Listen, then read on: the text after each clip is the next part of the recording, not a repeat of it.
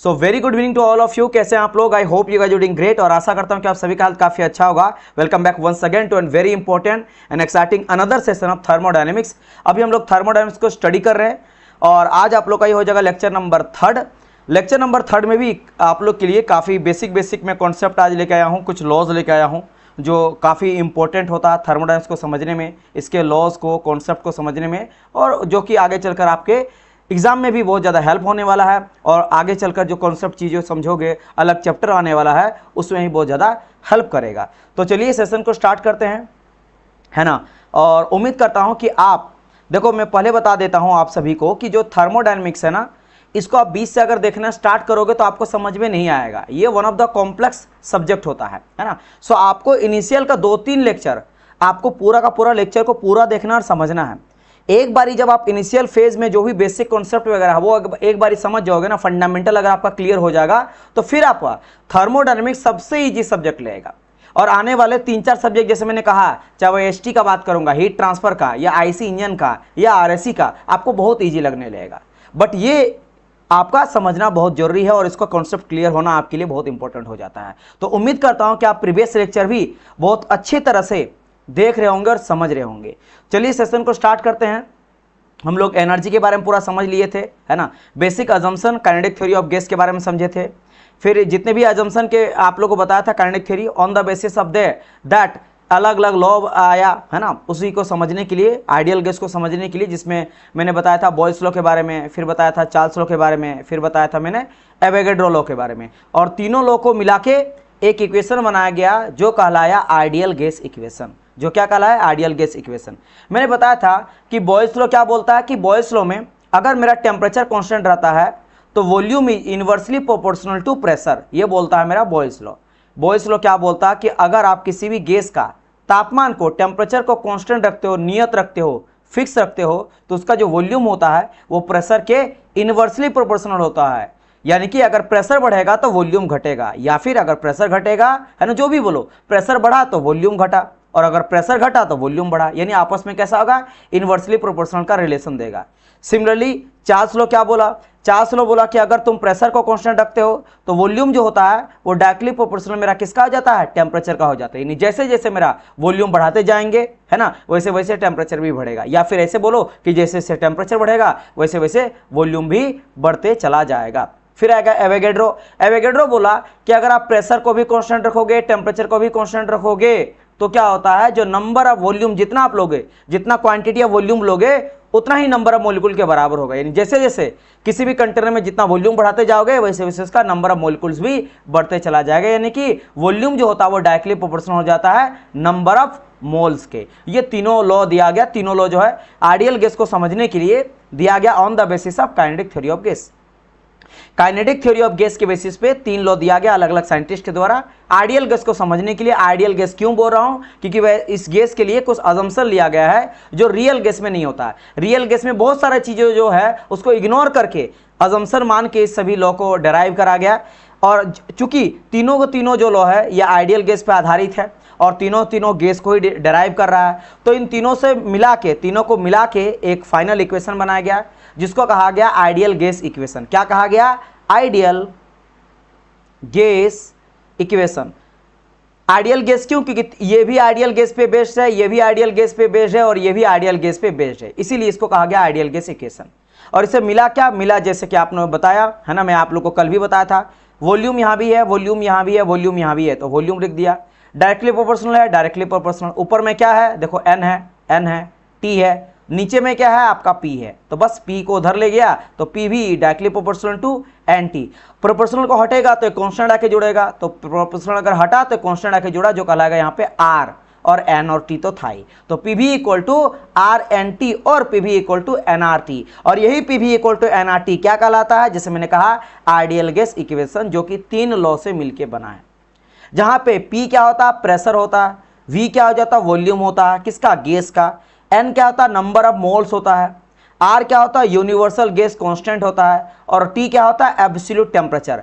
Absolute temperature भी बता रखा हूं कि कैसा टेम्परेचर? वो टेम्परेचर जिसको हम लोग केल्विन में लेके चलते हैं। Why? Because kelvin is always positive, ये नेगेटिव में नहीं जाता। इसी वजह से मेरा जो भी हम लोग डेराइव करते हैं या अजम्पशन में लेके चलते हैं उसका रिजल्ट वेरी नहीं करता है और एक स्टैंडर्ड डाटा के अकॉर्डिंग रिजल्ट भी मेरा आता है। इस वजह से हम लोग ऐसा टेम्परेचर को लेके चलते हैं जो हमेशा 0 से ऊपर रहे यानी पॉजिटिव रहे, और केल्विन जो होता है हमेशा पॉजिटिव लेके चलते हैं। क्यों? नेगेटिव अगर होगा तो क्या दिक्कत होगा सर? अगर आप टेम्परेचर को नेगेटिव लेके चलोगे, खासकर केल्विन टेम्परेचर को, तो मेरा जो इंजन है वो वॉयलेट कर जाएगा। इंजन का जो लॉ दिया गया सेकंड लॉ के अकॉर्डिंग वो मेरा खंडित हो जाता है, वो मान्य नहीं रहता है। और अगर वो मान्य लॉ नहीं रहेगा तो इंजन नहीं बनेगा। इंजन नहीं बनेगा तो ये जो हम लोग पूरा पढ़ रहे हैं हीट से कैसे वर्क डन में ट्रांसफर कर रहे हैं वो नहीं हो पाएगा। इस वजह से हम लोग एब्सोल्यूट टेम्परेचर लेके चलते हैं। अब थोड़ा बहुत बात कर लेते हैं किसके बारे में? यूनिवर्सल गैस कांस्टेंट के बारे में कुछ देख लेते हैं। देखो यहां मैंने कहा आइडियल गैस कांस्टेंट, जहां पे P pressure, V volume, N आपका number of moles, T absolute temperature, U RU। देखो यहां U क्यों लिखा गया है? क्योंकि R दो तरह का होता है, एक होता सिंपल R और एक होता RU जिसको हम लोग R बार भी कहते हैं। ये RU और जो R बार होता है ये जैसे मैंने कहा ये होता है यूनिवर्सल। क्या होता है मेरा? Universal gas constant. अब देखो नाम से आप लोग को समझ में आ रहा होगा सर यूनिवर्सल का मतलब क्या है? यूनिवर्स में कहीं भी अगर ये डाटा ले जाओगे तो इसका डाटा फिक्स रहेगा, तो ये कहीं भी चेंज नहीं होगा, बिल्कुल तरह से ये क्या रहता है? फिक्स रहता है, ये वेरी नहीं करता है। लेकिन जो आर होता है जिसको आगे चलकर मैं आपको बताऊंगा ये होता है कैरेक्टरिस्टिक गैस कांस्टेंट। क्या होता है मेरा? कैरेक्टरिस्टिक। ये क्या होता है मेरा? कैरेक्टरिस्टिक गैस कांस्टेंट होता है। जैसे कि नाम से ही पता चल रहा है, बोल रहा है कैरेक्टरिस्टिक यानी कैरेक्टर पे डिपेंड करता है, उसके नेचर पे डिपेंड करता है, उसके बिहेवियर पे डिपेंड करता है। यानी आर जो होता है वो मेरा वेरी करता है, ये फिक्स नहीं रहता है। ये अलग अलग गैस के लिए अलग अलग आर का वैल्यू होता है। अभी मैं बताऊंगा कि इसको भी कैसे डराइव करेंगे, लेकिन फिलहाल के लिए आपको ये ध्यान रखना है कि जो आइडियल गैस इक्वेशन में PV = nRT आता है, इसमें जो आर होता है वो यूनिवर्सल गैस कांस्टेंट होता है। अगर मान लो RU ना भी दिया रहे, आपका रहेगा PV = nR/T, तब भी आप समझ लेना कि ये यूनिवर्सल गैस कांस्टेंट का ही बात कर रहा है। या फिर हो सकता है R बार भी ना लिखा रहे, केवल लिखा रहे PV = nRT, तब भी ये यूनिवर्सल गैस कांस्टेंट का ही बात कर रहा है। आप बोलेंगे सर कैसे पता चलेगा? क्योंकि डियर यहाँ पे जहाँ पे भी N का बात करेगा, N यानी नंबर ऑफ मोल का बात करेगा, वहां पे आपका यूनिवर्सल गैस कांस्टेंट ही रहेगा। ये क्या बता रहा? मोल को बता रहा है। तो जहां पे नंबर ऑफ मोल रहेगा वहां पे यूनिवर्सल गैस कांस्टेंट ही रहने वाला है। तो फिर आप बोलेंगे सर तो फिर एक चीज बताइए, जहां पे कैरेक्टरिस्टिक गैस कांस्टेंट रहता है वहां पे N के जगह में क्या आता है? M आ जाता है। जैसे अगर रहेगा PV = mRT, अगर यहां पे क्या रहेगा? N के जगह में M आ जाएगा, मास आ जाएगा, फिर क्या ये जो R है ना, यानी समझ लेना अब यहाँ पे R जो है वो कैरेक्टरिस्टिक गैस कांस्टेंट है, यहाँ पे यूनिवर्सल गैस कांस्टेंट नहीं है। तो यहाँ पे क्या आ जाएगा? ये हो जाएगा मेरा कैरेक्टरिस्टिक शॉर्ट में लिख देता हूं गैस कांस्टेंट। क्लियर? अब यहां से लेकर ये कैसे बना इसके बारे में आज मैं पूरा बताऊंगा, डोंट वरी। कुछ और चीजें बताता हूं आप लोग को, और चीजें बताता हूं। आर का वैल्यू देख लेना, ये होता, अभी मैं इसको डेराइव करके आपको बताऊंगा। आर का वैल्यू किलो छोड़ो, अभी मैं पूरा बताऊंगा। ये आर का वैल्यू है ना, ये 8.314 किलो जूल पर किलो मोल केल्विन में लिखते हैं। ये होगा किलो जूल में, अगर जूल में कहा जाए तो 8314 जूल पर किलो मोल केल्विन हो जाता है। नाउ अभी मैंने कहा आइडियल गैस इक्वेशन क्या बताया? PV = nRT बताया, ठीक है सर। अगर मैं काम करता हूं N = 1 लेके चलता हूं, पहले मैं क्या किया? PV को ऊपर रखा और यहाँ पे जो RT है RT को मैंने नीचे कर दिया, तो PV/RT क्या आ गया? = N, और N क्या है? नंबर ऑफ मोल, यानी कितना मोल के लिए आप स्टडी कर रहे हो, कितना मोल आपने माना है, और फिर उसका आप जो भी चेंजेस करना चाह रहे हो, प्रेशर का, टेम्परेचर का, वॉल्यूम का, और देख रहे हो कौन कौन सा प्रॉपर्टीज यानी गुण उसका बदल रहा है। तो अगर मैं बहुत सारा मोल ना लेके, बहुत सारा गैस पार्टिकल ना लेके केवल एक मोल का बात करता हूं, यानी एक मोल यानी N = 1, अगर मैं यहाँ पे N = 1 बात करता हूं तो यहाँ पे क्या आ जाएगा? =1 आ जाएगा, यानी लिख सकता हूं PV/RT = 1। अच्छा 1 बोले को क्या होता है? कांस्टेंट। कांस्टेंट मतलब तो एक ही होता है, जब कोई चीज कट जाता है उसका वैल्यू एक यानी कांस्टेंट हो गया, यानी फिक्स हो गया, यानी कि PV/RT क्या हो गया? एक तरह का कांस्टेंट हो गया। अब वही गैस ही है डियर, मैं अभी आपको समझाऊंगा, डोंट वरी।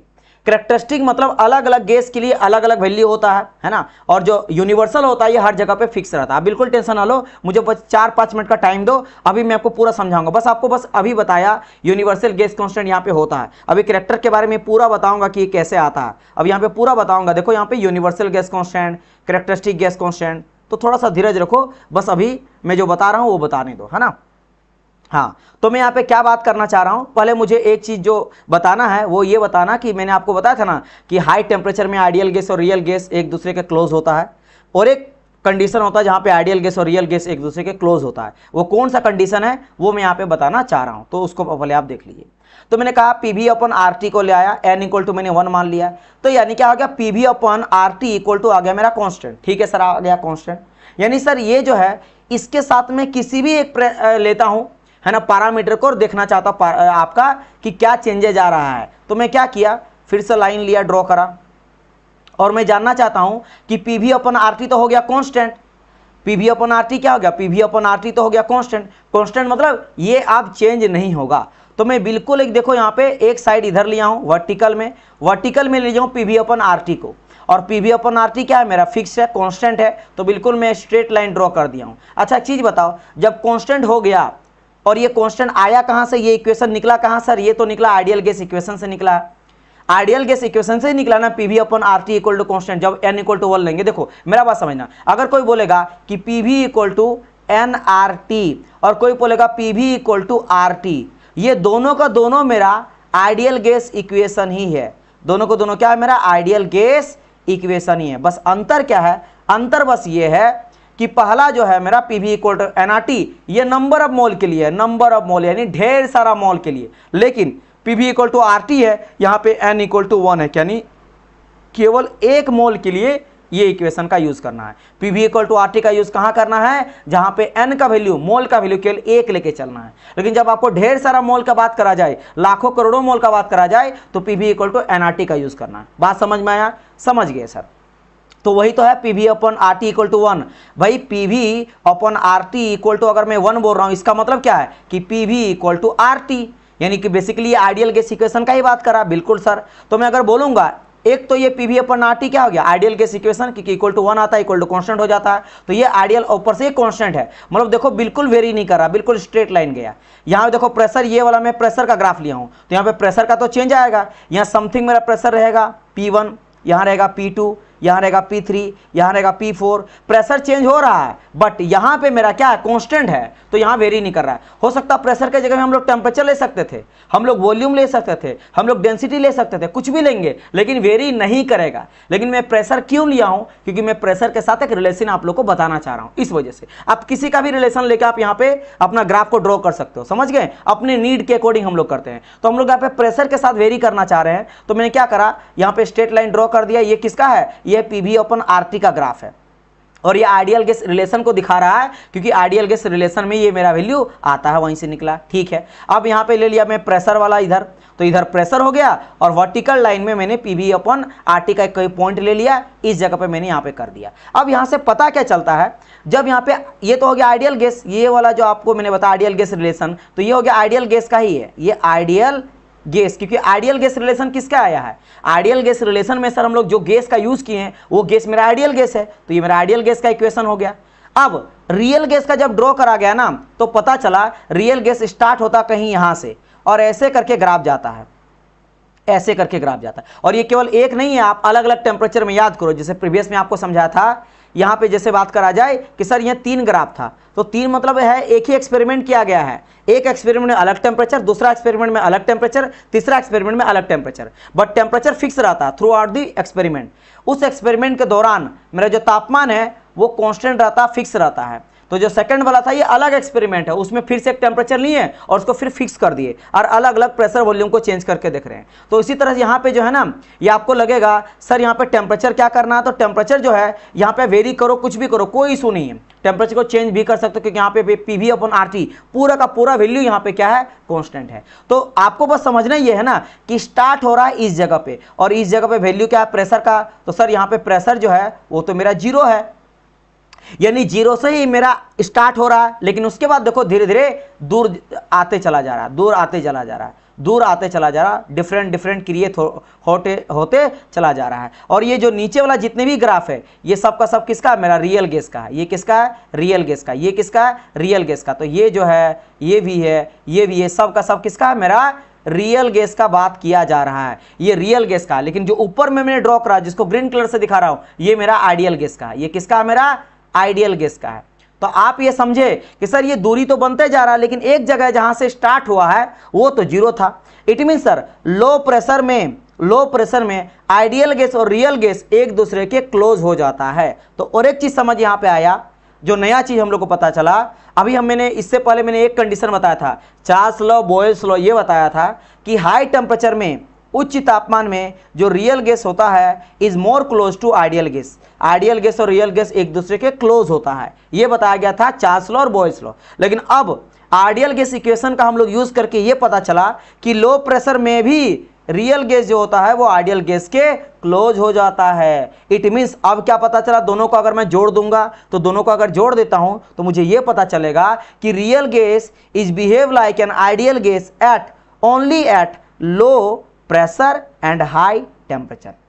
मतलब कि हाई टेम्परेचर में एंड लो प्रेशर में, है ना, लो प्रेशर में ideal gas is more close to real gas और ideal gas is behave like real gas. इसी दो कंडीशन है, इसके अलावा दुनिया में कोई कंडीशन रहे आइडियल गैस और रियल गैस में बिल्कुल अलग अलग रहेगा, लेकिन इन दो कंडीशन को छोड़ के इन दोनों कंडीशन पे एक जैसा बिहेवियर को शो करता है।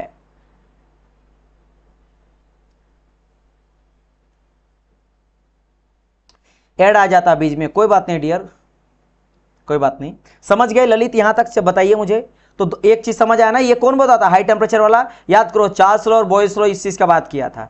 अभी आपको इससे क्या पता चला, इससे ये पता चला कि लो प्रेशर में भी रियल और आइडियल गैस होता है एक दूसरे के क्लोज होता है। यहां तक आपको समझ में आया, यस और नो, एक बारी बताइए। अगर ये चीज समझ गए, अब मैं आपको बताऊंगा इस आर यू और आर क्या होता है उसके बारे में। जल्दी से बताओ यहां तक चीज समझ में आया, यस और नो।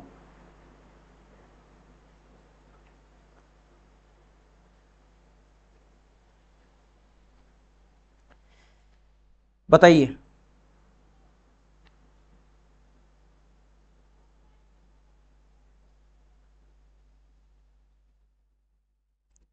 Is it clear? बस आपको ये देखो, ये ग्राफ और आपको समझाने के लिए बताया, आपको केवल याद रखना है ये वाला चीज, बस ये वाला याद रखना है, ये भी नहीं, इन दोनों मिला के बस ये याद रखना, this is important for you और this is important for your exam. यही इंपॉर्टेंट एग्जाम आपके लिए, एग्जाम में इंपॉर्टेंट ये वाला चीज, ये चीज आपके लिए इंपॉर्टेंट है एग्जाम में। क्या कि रियल गैस और आइडियल गैस, है ना, रियल गैस और आइडियल गैस एक दूसरे के क्लोज आ जाता है या एक जैसा बिहेवियर को शो करता है एट लो टेम्परेचर, है ना, eight low pressure and high temperature, eight low pressure and high temperature. बस यही इंपॉर्टेंट है, ये ग्राफ समझाने के लिए था, ये सब समझाने के लिए था। हाँ, ये जरूर जान लेना है कि आइडियल गैस इक्वेशन क्या कहता है, इसमें P क्या है, V क्या है, N क्या है, RU क्या है, T क्या है, ये तो बता ही दिया। क्लियर? चलिए, हाँ सर, ओके। अब बढ़ते, देखो अब दिक्कत क्या होता है ना, दिक्कत ये है, मैं प्रीवियस भी बताया था लेक्चर में आप लोग को, एक कभी कभी आप लोग को देखने को मिलता है PV इक्वल टू NRT, कहीं कहीं आपको देखने को मिलता है PV equal to MRT। Sir ये कहां से आता है, ये कहां से आता है, क्या ये दोनों सेम है, क्या दोनों डिफरेंस है? दोनों डिफरेंस है तो दोनों का यूज कहां पे करेंगे? यहाँ का R क्या होता है, यहाँ का R क्या होता है, यहाँ का N क्या होता है, यहाँ का M क्या होता है। बाकी P तो प्रेशर ही होता है, V तो वॉल्यूम ही होता है और T मेरा एब्सोल्यूट टेम्परेचर ही होता है। ये तो कॉमन होता है ना, ये तो कॉमन होता है मेरा। लेकिन सर यहाँ पे R में, N में और M में बड़ा कंफ्यूजन होता है। तो अभी तक तो एक चीज कॉन्सेप्ट आप लोगों को क्लियर हो गया होगा कि जहां पे सर N रहेगा, यानी जहां पे सर मोल रहेगा, वहां पे सर ये होता है कैरेक्टरिस्टिक गैस कांस्टेंट, और जहां पे सर मेरा मास रहेगा वहां पे हो जाता मेरा क्या है ना, वहां पे हो जाता, सॉरी यहाँ पे हो जाएगा N, जहां पे वहां पे हो जाता यूनिवर्सल, और जहां पे मास होता वहां हो जाता मेरा कैरेक्टरिस्टिक। ये तो समझिए। बाकी T क्या हो जाता है मेरा, एब्सोल्यूट टेम्परेचर, एब्सोल्यूट टेम्परेचर यहाँ भी, एब्सोल्यूट टेम्परेचर यहाँ भी। एब्सोल्यूट टेम्परेचर का मतलब सर कि टेम्परेचर हम लोग को केल्विन में लेके चलना। P तो सर मेरा प्रेशर हो जाता है और V मेरा वॉल्यूम हो जाता है। लेकिन सर ये आया कैसे, ये दोनों का दोनों आया कैसे, ये बता दो। चलिए इसके बारे में हम लोग समझना स्टार्ट करते हैं बिल्कुल जीरो से। ठीक है, चलिए यहां से देखो, ये पेज में एक पेज में ही सब चीज इसलिए लिखा हूं ताकि एक पेज में आपको पूरी तरह से समझा सकूं कि क्या है दोनों चीज और कैसे कैसे। यहां से ना बहुत सारे को बहुत ज्यादा कंफ्यूजन होता है, तो आज के क्लास के बाद ना आपको ये कंफ्यूजन बिल्कुल दूर हो जाएगा और सारे कॉन्सेप्ट आपका क्लियर यहां से हो जाएगा। चलिए समझते हैं कि क्या है क्या नहीं है। देखिए एक क्या होता है कि एक सबसे पहले इक्वेशन हम लोग यूज करते हैं पी भी इक्वल टू आर टी। देखो पहला स्टेप में यहां पे दिख रहा होगा पी भी इक्वल टू आर टी, जहां पे पी तो हो जाता है मेरा प्रेशर, वी यहां पे जो होता है ना ये होता है स्पेसिफिक वॉल्यूम। अब बोलेंगे सर ये स्पेसिफिक वॉल्यूम क्या होता है? देखो स्पेसिफिक वॉल्यूम का मतलब होता है यूनिट वॉल्यूम। जब टोटल वॉल्यूम को हम लोग मास से डिवाइड कर देते हैं तो मेरा बन जाता है छोटा वॉल्यूम। अब मतलब सर इसका मतलब क्या मैं बता रहा हूं, यहां पे जो V दिखा रहा ना ये बता रहा मेरा टोटल वॉल्यूम को। किसको बता रहा? मेरा टोटल वॉल्यूम को बता रहा, पूरा जो वॉल्यूम होता है किसी का उसको बता रहा। लेकिन जो ये मास को जैसे हम लोग डिवाइड कर दिए तो इसके अंदर का जो मास होता है, द्रव्यमान होता है, वो खत्म हो जाता है और वो बन जाता है यूनिट वॉल्यूम। तो वो क्या बन जाएगा, यानी ये क्या हो जाता है, this is called your unit volume. यानी इसके अंदर जो मास का वैल्यू हो वो केवल एक है, केवल एक यूनिट का बात किया जा रहा है। समझ गए? मतलब ऐसा कुछ है, समझा रहा हूं। टोटल वॉल्यूम मतलब कि मैं इतना सर 50 पेन खरीदा हूं और 50 पेन का कीमत मेरा पड़ा 50 रुपया।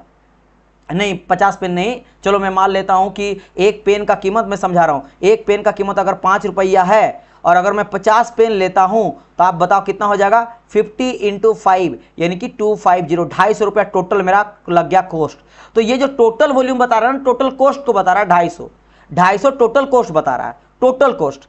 और आपने कितना पेन खरीदा, टोटल मास, नंबर ऑफ मोल, तो यहां पे हो जाएगा सर 50। तो इससे अगर मैं कट करूंगा तो कुल मिला के आ जाएगा यहां पे 5 रुपया। 5 रुपये यानी एक आपको पेन का कीमत पता चल गया। समझ गए? उसी तरह जो छोटा भी होता है ये यूनिट वॉल्यूम होता है, इसी को कहते हैं स्पेसिफिक वॉल्यूम। स्पेसिफिक का मतलब होता है कि उसके अंदर का मास को हटा दिया गया, केवल एक यूनिट बच गया, इसीलिए इसका यूनिट आ जाता है क्या, मीटर क्यूब पर केजी। क्योंकि जो V होता है इसका यूनिट हो जाता है मीटर क्यूब, लेकिन जो छोटा V होता है इसका यूनिट हो जाता है मीटर क्यूब पर केजी, क्योंकि केजी से डिवाइड करा गया। ठीक है, समझ गए? अब बारी आता है सर पी भी, ये पी भी हम लोग छोटा V क्यों लिए? होता क्या है, जब आप देखो यहां पे मैं लिख दिया हूं ताकि आप लोग बाद में रिवीजन करो तो काम आए। When fix amount of gas use to describe the behaviour of ideal gas. मान लो आइडियल गैस को समझना है और आप फिक्स अमाउंट, कुछ फिक्स अमाउंट, कुछ यूनिट का छोटा सा आपने गैस का लिया वैल्यू और उसका आप स्टडी करना चाहते हो, तो फिक्स अमाउंट लेने के लिए हम लोग क्या करते हैं, स्पेसिफिक वॉल्यूम को लेके चलते हैं। हम लोग स्पेसिफिक वॉल्यूम लेके चलते हैं, प्रेशर को हम लोग मल्टीप्लाई करते हैं, इक्वल टू RT यहां पे आ जाता है। अब बोलेंगे सर यहां पे N कहां गायब हो गया? क्योंकि यहां पे जब हम लोग बड़ा वॉल्यूम ना लेके छोटा वॉल्यूम लिए हैं, यानी टोटल वॉल्यूम को मास से डिवाइड करके छोटा वॉल्यूम बना दिए हैं। सिमिलरली N भी यहाँ पे N इक्वल टू 1 लिया गया, क्योंकि छोटा V इक्वल टू क्या आ गया, छोटा V इक्वल टू 1 आ गया, क्योंकि एक यूनिट का बात करें, एक वॉल्यूम का बात करें। उसी तरह से N भी 1 लिया गया, इसलिए N के जगह में आ गया 1 और यहाँ पे V जो कैपिटल V था वो बन गया छोटा V। समझ गए? और ये किसके लिए यूज किया जाता है, जैसे मैंने बताया ऊपर में लिख दिया, जब हम लोग फिक्स अमाउंट ऑफ गैस का यूज करते हैं उसके बिहेवियर को पता लगाने। बिहेवियर बोले तो उसका टेम्परेचर जानना, वॉल्यूम जानना है, डेंसिटी जानना है, काइनेटिक एनर्जी जानना, पोटेंशियल एनर्जी जानना, जो भी है आप उसके प्रॉपर्टीज का पता लगाना चाहते हो, तब हम लोग जितना हो सके कम से कम का लेते हैं। याद करो जब हम लोग इंटीग्रेशन करते हैं तो क्या करते हैं, एक छोटा सा क्रॉस सेक्शन, कभी आप करते हो ना फ्लूइड वगैरह में निकालते हो, सोम वगैरह करते हैं, तो बड़ा सा एरिया का छोटा सा यूनिट लेते हैं और इस वाले पार्ट को हम लोग बोलते हैं dx, और इसका वैल्यू पहले निकाल लेते हैं, फिर इस dx का हम लोग कर देते हैं इंटीग्रेशन। dx का जो भी वैल्यू आता है इंटीग्रेट कर देते हैं, और जो भी इसका लेंथ रहता है वो मान लेता है 0 से लेकर 10 मीटर लेंथ है तो 0 से लेकर 10 ले लेता हूं। ऐसा क्यों? मैंने छोटा वॉल्यूम पहले लिया और इंटीग्रेशन करके पूरा वैल्यू मैंने पूरा का पूरा जो लेंथ है उसका मैंने चेंज निकाल लिया। सेम यहां पे हम लोग कर रहे हैं, पहले छोटा यूनिट का, छोटा मोल का, एक मोल का, एक यूनिट वॉल्यूम का मैंने यहां पे लिया और इससे पता चला प्रेशर कितना है, टेम्परेचर कितना है, ये पता चल गया। और उसके बाद हम लोग क्या करते हैं, उसके बाद मल्टीप्लाई करके नंबर ऑफ मोल करके हम लोग पूरा का पूरा गैस का प्रॉपर्टीज या बिहेवियर पता लगा सकते हैं। तो यहां से समझ गए कि पी भी अपॉन RT जो होता है सर, ये फिक्स अमाउंट ऑफ गैस के बिहेवियर को जानने के लिए यूज किया जाता है। ठीक है सर, समझ गए? जहां पे R क्या होता है, कैरेक्टरिस्टिक गैस कांस्टेंट होता है, याद रखना। ठीक है, समझना मेरी बात। अब क्या किए, यहां पे मल्टीप्लाई कर दिए दोनों साइड मास से। क्या कर दिए, मल्टीप्लाई कर दिए मास से, मतलब कि यहां है P, छोटा V, R और T। यहां से सर एक फिक्स अमाउंट यानी छोटा एकदम यूनिट मास गैस का बिहेवियर पता लगा दे। अब हमको जानना का सिलेंडर के अंदर बहुत सारा मास है, यानी बहुत सारा गैस है, सबका बिहेवियर जानना है। तो नंबर ऑफ मास को मल्टीप्लाई करना पड़ेगा। तो इधर भी मैंने मास मल्टीप्लाई कर दिया और इधर भी मैंने मास को मल्टीप्लाई कर दिया। अब क्या आ गया सर, P इंटू छोटा भी स्पेसिफिक वॉल्यूम इंटू मास, और यहाँ पे क्या आ गया सर, MRT। और आपको पता है जब छोटा भी m से मल्टीप्लाई आ जाएगा, यानी इसके अंदर मास को मल्टीप्लाई कर दिए तो अब ये बन जाएगा टोटल वॉल्यूम। तो यहाँ पे क्या बन जाएगा, P और ये बन जाएगा total volume equal to MRT। ये बन गया। तो यहां से आप लोग को पहला इक्वेशन निकलता है जो हम लोग देखते हैं MRT वाला।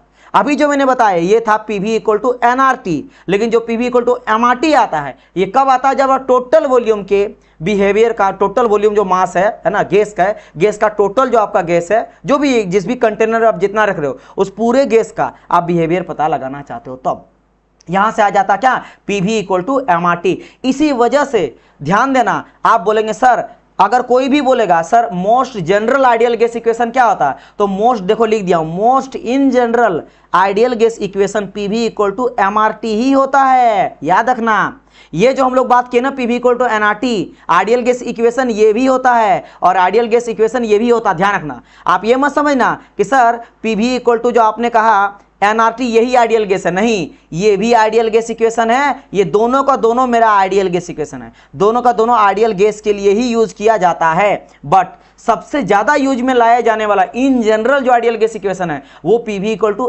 MRT ही होता है। वाई? बिकॉज यहाँ पे मास हम लोग पूरा लेके चलते हैं केजी में, हम लोग यहाँ पे n एक नंबर ऑफ मोल नहीं लेते, पूरा लेके चलते हैं। इस वजह से most in general ideal gas equation यही होता है, यही होता है, समझ गए। इसी वजह से 8, 9, 10 में अगर आप आइडियल गैस के बारे में इस तरह से पढ़े होंगे ना, ideal gas equation, kinetic theory of gas, तो PV इक्वल टू MRT पढ़ोगे। NRT अब इंजीनियरिंग में आप पढ़ रहे हो, क्योंकि हम लोग एक मोल के बारे में जानना चाह रहे हैं, इसी वजह से थोड़ा ज्यादा डेप्थ जाना चाह रहे हैं। तो अभी समझ में आ गया कि कैसे सर PV इक्वल टू मेरा MRT आया। तो देखो एक मैंने बता दिया PV अपॉन RT से कैसे मेरा डराइव किया गया PV इक्वल टू MRT। अब PV इक्वल टू MRT से हम लोग बनाएंगे PV इक्वल टू NRT का। चलिए अब बात करते हैं वहां कैसे जाता है। अच्छा यहाँ पे क्या क्या है, P हो गया मेरा प्रेशर, V हो गया मेरा वॉल्यूम। अब देखो वॉल्यूम को भी लिया हम मीटर क्यूब में, पहले क्या था, पहले था मीटर क्यूब पर केजी, केजी से डिवाइड करके यूनिट वॉल्यूम बना लिए थे, लेकिन अब टोटल वॉल्यूम है इसलिए मीटर क्यूब। एम क्या है, टोटल मास है केजी में, मतलब ऐसा नहीं कि नंबर ऑफ मोल, यहां देखो n इक्वल टू 1 लिया था मैंने, n इक्वल टू 1 लिया था इसलिए n यहां पे गायब था, तो n इक्वल टू 1 लिया था 1, लेकिन अब ये क्या हो गया, मास से डिवाइड करके पूरा आ गया है, एक मोल का नहीं पूरा का पूरा गैस का बात किया जा रहा है जिसमें लाखों करोड़ों जितना मोलिकुल्स है, तो टोटल मास का बात करा गया है, मास इन केजी, अब जितना है 4 केजी 5 केजी 10 केजी जितना केजी है। और यहाँ पे आर क्या, सबसे इंपॉर्टेंट आर होता है कैरेक्टरिस्टिक गैस कांस्टेंट। अभी तक हम लोग यूनिवर्सल नहीं गए हैं, मैंने कहा ना PV इक्वल टू NRT को अधिकतर हम लोग करते हैं आपका इंजीनियरिंग में यूज, इसीलिए क्यों, क्योंकि यहाँ पे n आता है, नंबर ऑफ मोल से बात करते हैं हम लोग। फिलहाल हम लोग इन जनरल वाला बात करें, इसीलिए इन जनरल में हम लोग MRT का यूज करते हैं, कैरेक्टरिस्टिक गैस कांस्टेंट का यूज करते हैं, ठीक है। और ये जो कैरेक्टरिस्टिक गैस कांस्टेंट होता है ये आगे चलकर समझ आएगा जस्ट नेक्स्ट पेज में कि कैरेक्टरिस्टिक गैस कांस्टेंट जो होता है ये मेरा वेरी करता है सब गैस के लिए। देखो एयर के लिए अलग वैल्यू आया है, वेपर के लिए अलग वैल्यू आया है, सब के लिए, कार्बन के लिए अलग, ऑक्सीजन के लिए अलग, हाइड्रोजन के लिए अलग, जिसका भी सिंपल आप क्या करते हो अभी समझाऊंगा, डोंट वरी, बट धीरे धीरे समझो, है ना, धीरे धीरे समझो। तो समझ गए यहाँ पे आर क्या होता है, सर मेरा कैरेक्टरिस्टिक गैस कांस्टेंट होता है। अब बढ़ते हैं आगे, अब देखो मैं क्या बताने वाला हूं।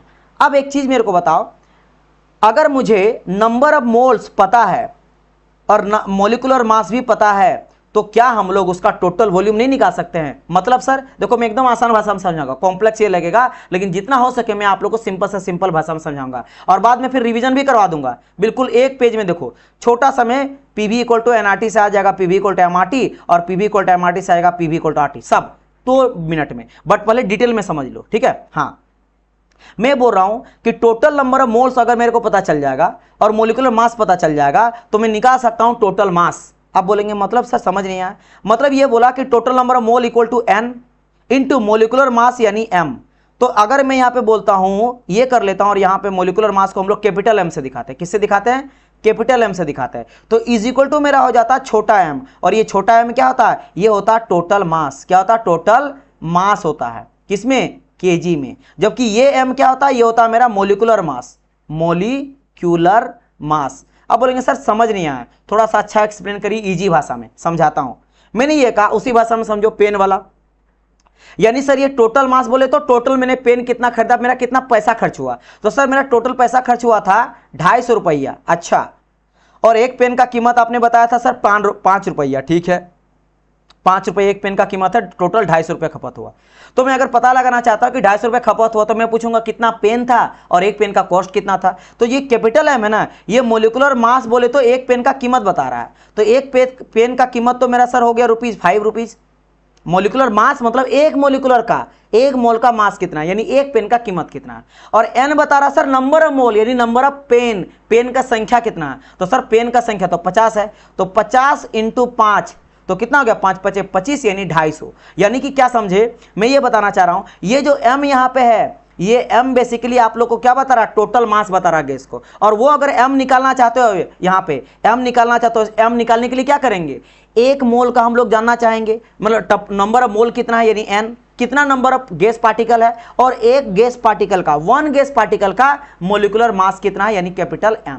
तो कैपिटल M × N = M, यानी मास आ जाएगा। आएगा कि नहीं, बिल्कुल सर यहां से समझ में आ गया। तो सेम चीज को यहां पे करा गया है कि M = N × M लिख दिया हूं, डोंट वरी, रिवीजन में काम आएगा। ये टोटल मास है आपका, हो गया केजी में, और ये निकालने के लिए नंबर ऑफ मोल कितना है इनटू मोलिकुलर मास कितना, सिंपल। बात समझ में आया कि नहीं। इसी से अगर मैं n निकालना चाहूंगा तो n कैसे निकलेगा सर m × M। अब ऊपर में क्या है, m है वही टोटल मास आपका है। तो जब मेरा टोटल मास, यानी वही याद करो 250 रुपीज, और यहाँ पे क्या है, मोलिकुलर मास, यानी एक पेन का कॉस्ट, ये क्या है मेरा मोलिकुलर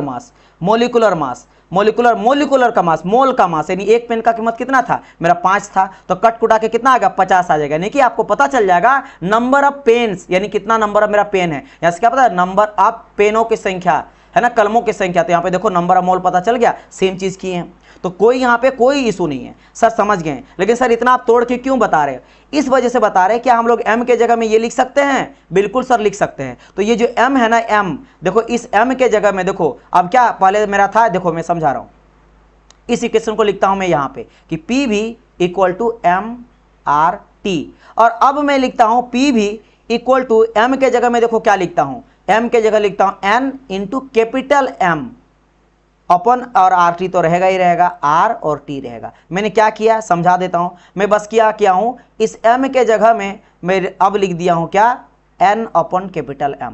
क्या कोई इसमें कोई दिक्कत है, कुछ दिक्कत नहीं है सर, क्योंकि ये जो बताता है ये मेरा टोटल मास को बताता है, टोटल मास। और टोटल मास कैसे आएगा, कितना मेरा नंबर सब मोल्स है, और मोल्स को जब मैं मल्टीप्लाई करता हूं किससे, आपके मोलिकुलर मास से मल्टीप्लाई कर देता हूं, तो टोटल मास मेरे को पता चल जाएगा, कोई दिक्कत नहीं है सर। सेम चीज को, यही वाला चीज को यहां पे लिखा गया, देखो PV = NMRT। क्लियर, बिल्कुल सर क्लियर है, ओके क्लियर, यहां तक मुझे स्टेप समझ में आ गया सर, ठीक है। एक चीज समझना, मेरी बात यहां तक समझ में आ गया, ओके। अभी तक R मेरा कैरेक्टरिस्टिक ही है, अभी तक मेरा R कैरेक्टरिस्टिक ही है, T मेरा एब्सोल्यूट टेम्परेचर ही है। M इस बार एक नया चीज आया जो कि मोलिकुलर मास है, M भी मेरा आ गया, ये मेरा क्या आ गया, ये मेरा मोल्स आ गया। तो देखो दो चीज नया आ चुका है, N नया आ चुका है और M नया आ चुका है। जबकि पहले मेरा छोटा m था जो कि मास को बताता था, अब मेरा मोलिकुलर मास बता रहा है और मोल बता रहा है, बस उसको तोड़ दिया गया है, ठीक है सर। आगे बढ़िए। अब यहाँ पे कॉन्सेप्ट आपको याद रखना पड़ेगा, क्या कि मेरा जो ये कैरेक्टरिस्टिक गैस कांस्टेंट होता है ना, R मेरा है यहाँ पे कैरेक्टरिस्टिक गैस कांस्टेंट है, R है। इस R को अगर हम लोग M से मल्टीप्लाई कर देते हैं ना, M से मल्टीप्लाई कर देते हैं, तो मुझे मिलता है यहाँ पे यूनिवर्सल गैस कांस्टेंट। यानी यूनिवर्सल गैस कांस्टेंट आपको लाने के लिए कैरेक्टरिस्टिक गैस कांस्टेंट को मोलिकुलर मास से मल्टीप्लाई करना पड़ेगा। देखो यहाँ पे करा गया है, ये मेरा कैरेक्टरिस्टिक गैस कांस्टेंट। अभी तक देखो हम लोग बात करते हैं characteristic gas constant, characteristic gas constant, characteristic gas constant. इस कैरेक्टरिस्टिक गैस कांस्टेंट को अगर हम लोग मोलिकुलर मास से मल्टीप्लाई कर देते हैं तो मुझे मिलता है कि यूनिवर्सल गैस कांस्टेंट। क्या मुझे मिलता है, यूनिवर्सल गैस कांस्टेंट। और वही होता है मेरा फिक्स्ड, ये कभी नहीं चेंज होता है यूनिवर्सल, क्योंकि नाम से पता चलता है यूनिवर्सल। तो कैरेक्टरिस्टिक तो आपने किसी भी गैस का निकाल लिया, आप हाइड्रोजन का निकाल लिया, या ऑक्सीजन का आपने निकाला, या हीलियम का निकाला, दुनिया जहां पे जितनी भी गैस है सबका अलग अलग मेरा कैरेक्टरिस्टिक गैस कांस्टेंट होता है। तो याद रखना, कैरेक्टरिस्टिक गैस कांस्टेंट जो मेरा R होता है, ये मेरा CO2 के लिए अलग, हाइड्रोजन के लिए अलग, कार्बन के लिए अलग, किसी का भी अलग अलग होता है। लेकिन उसको जब आप मोलिकुलर मास से मल्टीप्लाई कर देते हो उस गैस के मोलिकुलर मास से, है ना, तो ये फिर फिक्स हो जाता है, फिर ये वेरी नहीं करता है, वो फिर यूनिवर्सल आपका बन जाता है, ठीक है। अब यहां पे मैं क्या करूंगा, इस M और R के जगह में एम और आर के जगह में मैं आर बार या इसको क्या कहते हैं आर यू भी कहते हैं, यूनिवर्सल को आर यू, इसको मैं वैल्यू जाके पुट कर दूंगा। तो देखो यहाँ पे क्या आ जाएगा पी भी, देखो अभी क्या है मेरा पी भी इक्वल टू सर मेरा है एन एम आर टी। अब मैं क्या करूंगा सर सिंपली, अब सर आपने जैसे बताया कि यहाँ पे इन दोनों के जगह में, अच्छा एक सेकंड, इन दोनों एम और आर के जगह में जब सर मेरा कैरेक्टरिस्टिक गैस कांस्टेंट को जब मॉलिक्यूलर मास से मल्टीप्लाई करते हैं तो मेरा बन क्या जाता है यूनिवर्सल गैस कांस्टेंट आर बार, बाकी टी तो टी ही रहेगा, एन आपका एक सेकंड सबको रेड से लिख देता हूं, है ना। तो यहाँ पे बाकी सबका सब सेम रहेगा, पीवी का पीवी रहेगा, एन यहाँ सेम रहेगा, टी सेम रहेगा। अब क्या बन गया PV equal to N R T, PV equal to N R T. तो देखो कैसे मैंने PV equal to R T से पहले बनाया PV equal to M R T, और PV equal to M R T से बनाया मैं क्या PV equal to N R T. तो तीनों मैंने डेराइव करके आप लोग को बता दिया। अब यहाँ पे क्या क्या चेंज आया, प्रेशर का प्रेशर था, वॉल्यूम का वॉल्यूम अभी भी सेम है। अब एन जो यहाँ पे नंबर ऑफ मोल आ गया है, पहले एम आता था मास आता था पूरा टोटल मास, लेकिन अब आ गया नंबर ऑफ मोल, और साथ ही साथ यहाँ पे आर बार आ गया। आर बार क्या बता रहा, अब बता रहा यूनिवर्सल गैस कांस्टेंट को बता रहा, अब मेरा यूनिवर्सल गैस कांस्टेंट को बता रहा। टी मेरा फिर से वही टेम्परेचर, कौन सा टेम्परेचर केल्विन वाला टेम्परेचर, यानी एब्सोल्यूट टेम्परेचर का बात यहाँ पे करेगा। इसको भी अगर n इक्वल टू 1 लेंगे तो PV equal to direct R T आ जाएगा। तो देखो यहाँ पे क्या था मेरे, यहाँ पे था PV equal to R T, और यहां पे भी आया एक PV equal to R T, PV equal to R bar T, लेकिन दोनों में अंतर क्या है, एक में सर मेरा है स्पेसिफिक वॉल्यूम और कैरेक्टरिस्टिक गैस कांस्टेंट, एक मेरा है टोटल वॉल्यूम और यूनिवर्सल गैस कांस्टेंट। ये एक में आया सर पीवी इक्वल टू यहां पे आया एम आर टी, और एक जगह पे आया PV equal to N R T. यहां पे क्या क्या अंतर आया सर, एक में सर मैंने देखा कि एक आ रहा कैरेक्टरिस्टिक गैस कांस्टेंट, एक में आ रहा यूनिवर्सल गैस कांस्टेंट, एक आ रहा मास टोटल मास, एक में आ रहा नंबर ऑफ मोल, बाकी पीवी का पीवी रहा। सर इतना डेराइव में, इतना टाइप्स में कोई भी आपको नहीं बताएगा कि कैसे कैसे डेराइव होता। डायरेक्ट आदमी बता देता है ये याद रख लेना याद रखना, लेकिन कैसे कैसे ये पूरा का पूरा प्रोसेस देखो, सारे को मैं सीरियल वाइज बनाया। स्टार्टिंग किया कि फिक्स अमाउंट ऑफ गैस मैंने लिया, उसका बिहेवियर पता लगाने के लिए एन मान लिया, और गैस जो टोटल वॉल्यूम है उसको छोटा करने के लिए मैंने स्पेसिफिक, भाई छोटा वॉल्यूम क्यों लिया, क्योंकि छोटा यूनिट का मैंने आपकी स्टडी करना चाहते हो, इसलिए एन का वैल्यू भी 1 ले लिया है, इसलिए एन के जगह में यहाँ पे एन के जगह में 1 आ गया है। उसके बाद मैंने क्या किया, दोनों को मास से मल्टीप्लाई करके पूरा गैस के बारे में जानना चाहा, जिससे एमआरटी आया। फिर जो कैरेक्टरिस्टिक गैस कांस्टेंट है इसे मॉलिक्यूलर मास को मल्टीप्लाई करके यूनिवर्सल बना दिया, जिससे फिर बन गया PV equal to N R bar T. बताइए, हाँ अभी मैं बताऊंगा डियर अलग अलग कैसे होता है, नेक्स्ट पेज में वही चीज को मैं प्रूव करने वाला हूं। अभी मैं आपको पूरा दिखाऊंगा, डोंट वरी, बिल्कुल टेंशन ना लो।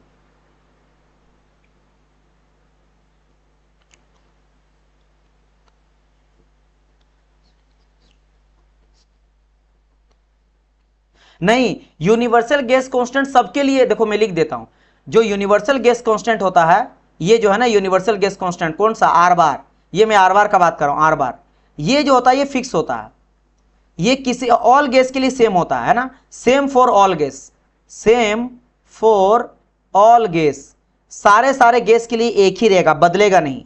बदलेगा क्या उसको मैं दूसरा कलर से बता रहा हूं।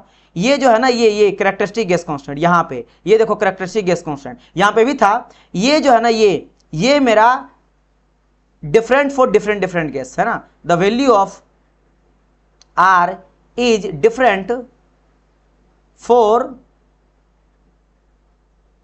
Different gases. अलग अलग गैस के लिए अलग अलग होगा, लेकिन ये मेरा सेम रहेगा सभी गैस के लिए। समझ गए? अब चलिए आगे बढ़ते हैं, आगे बढ़ के बात करते हैं कुछ और इंपॉर्टेंट चीज के बारे में। अब इन शॉर्ट में जो भी मैंने आपको बताया, ये तो एक समझ लो कि महाभारत जैसा बता दिया। इसलिए बताया कि कभी भी कोई आपको बेवकूफ ना बनाए, कोई भी कॉन्सेप्ट किधरों से घुमा दे। आपको अगर बेसिक फंडामेंटल क्लियर रहेगा ना, तो क्वेश्चन कितना घुमा दे एग्जामिनर, आप बना लोगे, आप अटेम्प्ट करके आ जाओगे। इसलिए मैंने इतना बताया, है ना। और इससे आप लोगों को कई सारा बेसिक नॉलेज भी समझ आया कि क्या क्या रिलेशन। जैसे कई बार ये रिलेशन पूछ देता, डायरेक्ट आपको बोलेगा कि बताइए यूनिवर्सल गैस कांस्टेंट मेरे को निकाल के दिखाओ। जैसे बोल देगा कि मेरा CO2 का कैरेक्टरिस्टिक गैस कांस्टेंट मेरा समथिंग मान लो दे देगा, है ना। जैसे CO2 का कैरेक्टरिस्टिक गैस कांस्टेंट जो भी होता है साइज 44 होता है ना, 44। और अगर बोल देगा मोलिकुलर मास मेरा कितना है, दे देगा कार्बन डाइऑक्साइड का, तो आपको बोलेगा आर बार निकाल के बताओ। तो आप आराम से मल्टीप्लाई करके निकाल सकते हो, क्या M × R करके आप निकाल सकते हो। अभी मैं समझाऊंगा, डोंट वरी। अभी मैं बताऊंगा पूरा। चलिए नेक्स्ट स्टेप डायरेक्ट बढ़ते हैं। तो इन शॉर्ट में मैंने क्या बताया, सबसे पहले बताया जो अगर मैं बात करूंगा कहां से, अगर मैं यहां से बात करता हूं सर, आइडियल गैस इक्वेशन जो मैंने बताया था, तीनों इक्वेशन से मिला के बॉयल्स लॉ, चार्ल्स लॉ और एवोगैड्रो लॉ मिलके मेरा पीवी इक्वल टू एनआरटी ऐसा है। इससे तीनों को डिराइव कर सकते हैं क्या, इससे भी आप डिराइव कर सकते हो। चलिए इससे भी डिराइव करके बता रहा हूं, पीवी इक्वल टू एनआरटी से डायरेक्ट, यह है ना पीवी इक्वल टू एनआरटी। मतलब मैं उल्टा जा रहा हूं, अब मैं उल्टा जा रहा हूं। अब मैं क्या कर रहा हूं, आपको यहां से बताना स्टार्ट किया, कहां से बताना स्टार्ट किया, यहां से बताना स्टार्ट किया, फिर आया यहां तक और फिर आया यहां तक।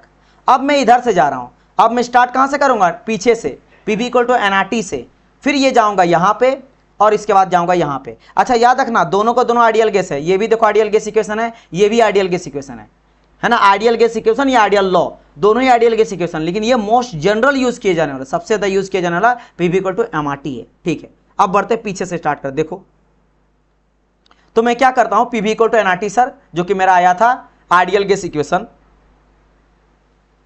Ideal gas equation from the Boyle's law, Charles law and Avogadro law. ठीक है, पीवी इक्वल टू एनआरटी।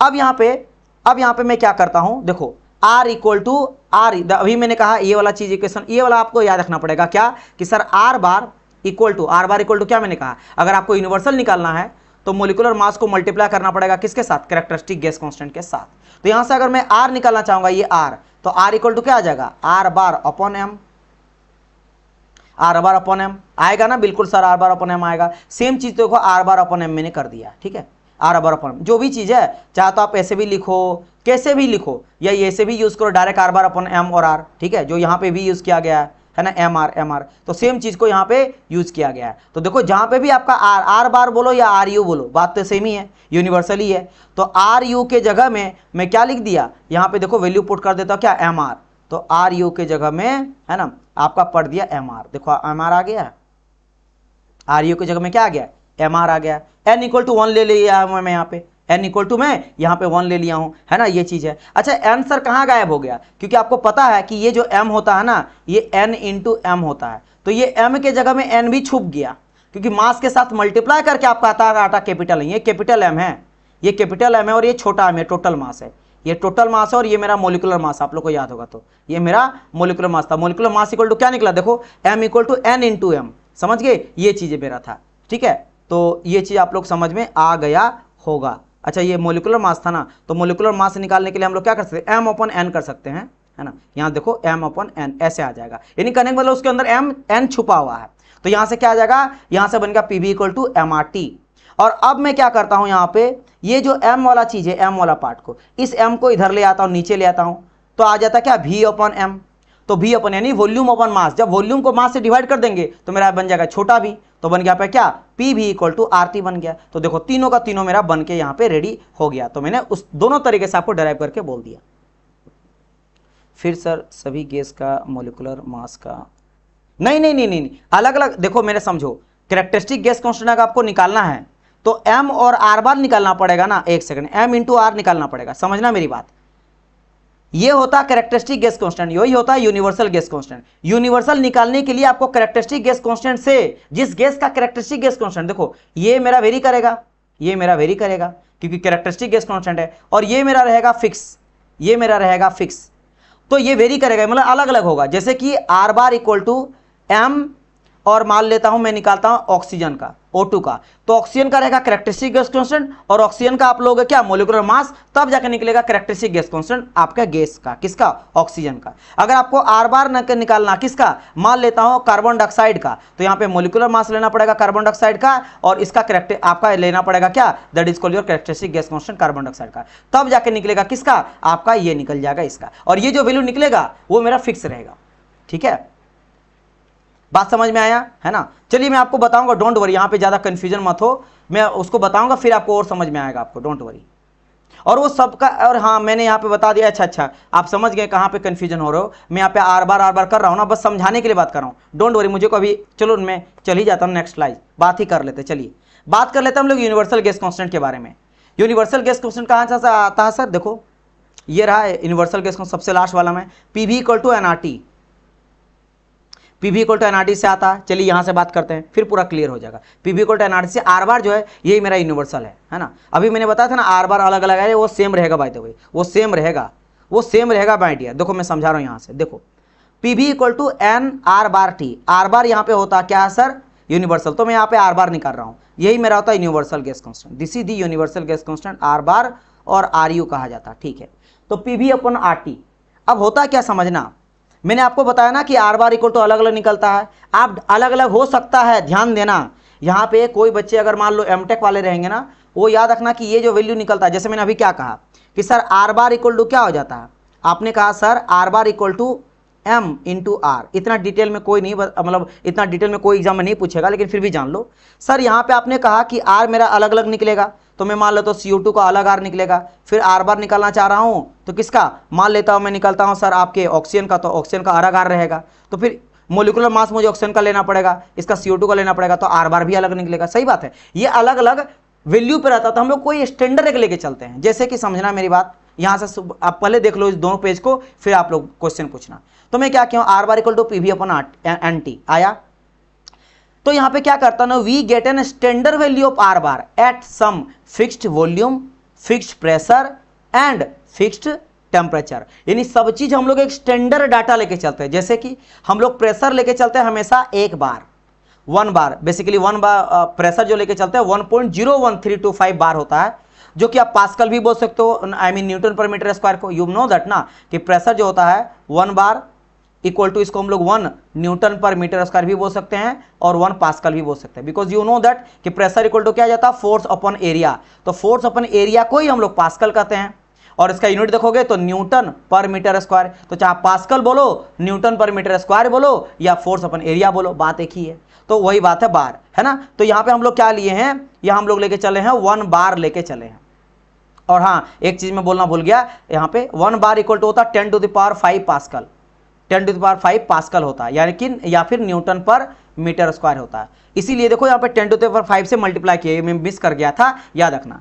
तो 1 बार जो होता है वो 10 टू द पावर 5 पास्कल के बराबर होता है। तो देखो 1 बार लिया गया is equal to 1 into 10 to the power 5 pascal बोलो या न्यूटन पर मीटर स्क्वायर बोलो, क्योंकि न्यूटन पर मीटर स्क्वायर को ही हम लोग पास्कल कहते हैं। एक चीज में सॉरी मैं फिर से बता देता हूं, प्रेशर इक्वल टू होता है फोर्स अपन एरिया, तो इसका यूनिट कैसे निकालेंगे sir, Newton per metre square, ठीक है, न्यूटन पर मीटर स्क्वायर। और न्यूटन पर मीटर स्क्वायर को ही हम लोग बोलते हैं pascal, Newton per metre square को ही क्या बोलते हैं, पास्कल बोलते हैं, ठीक है। और अगर कोई बोले कि 1 यहाँ पे देंगे, बार को इसको कन्वर्ट कर लेते हैं, तो इसको 10 टू द पावर 5 हम लोग कर देते हैं बार, समझ गए, इस तरह से हम लोग करते हैं, ठीक है। तो जो कि यहाँ पे लिखा गया प्रेशर इक्वल टू क्या जाता है, जो भी आपका दिया गया अगर है तो 1 इंटू 10 टू द पावर 5 कर देते, तब जाके पास्कल में कन्वर्ट होता है। ये चीज समझ में आ रहा है।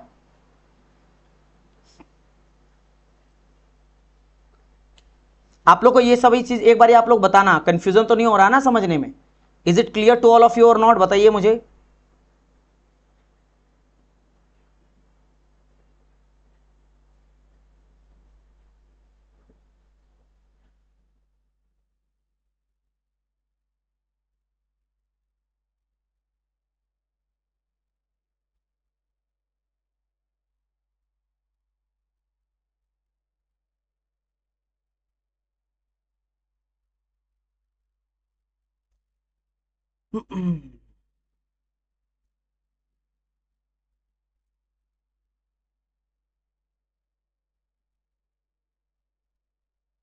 ठीक है, तो ये पास्कल में आप लोग का आ जाता है।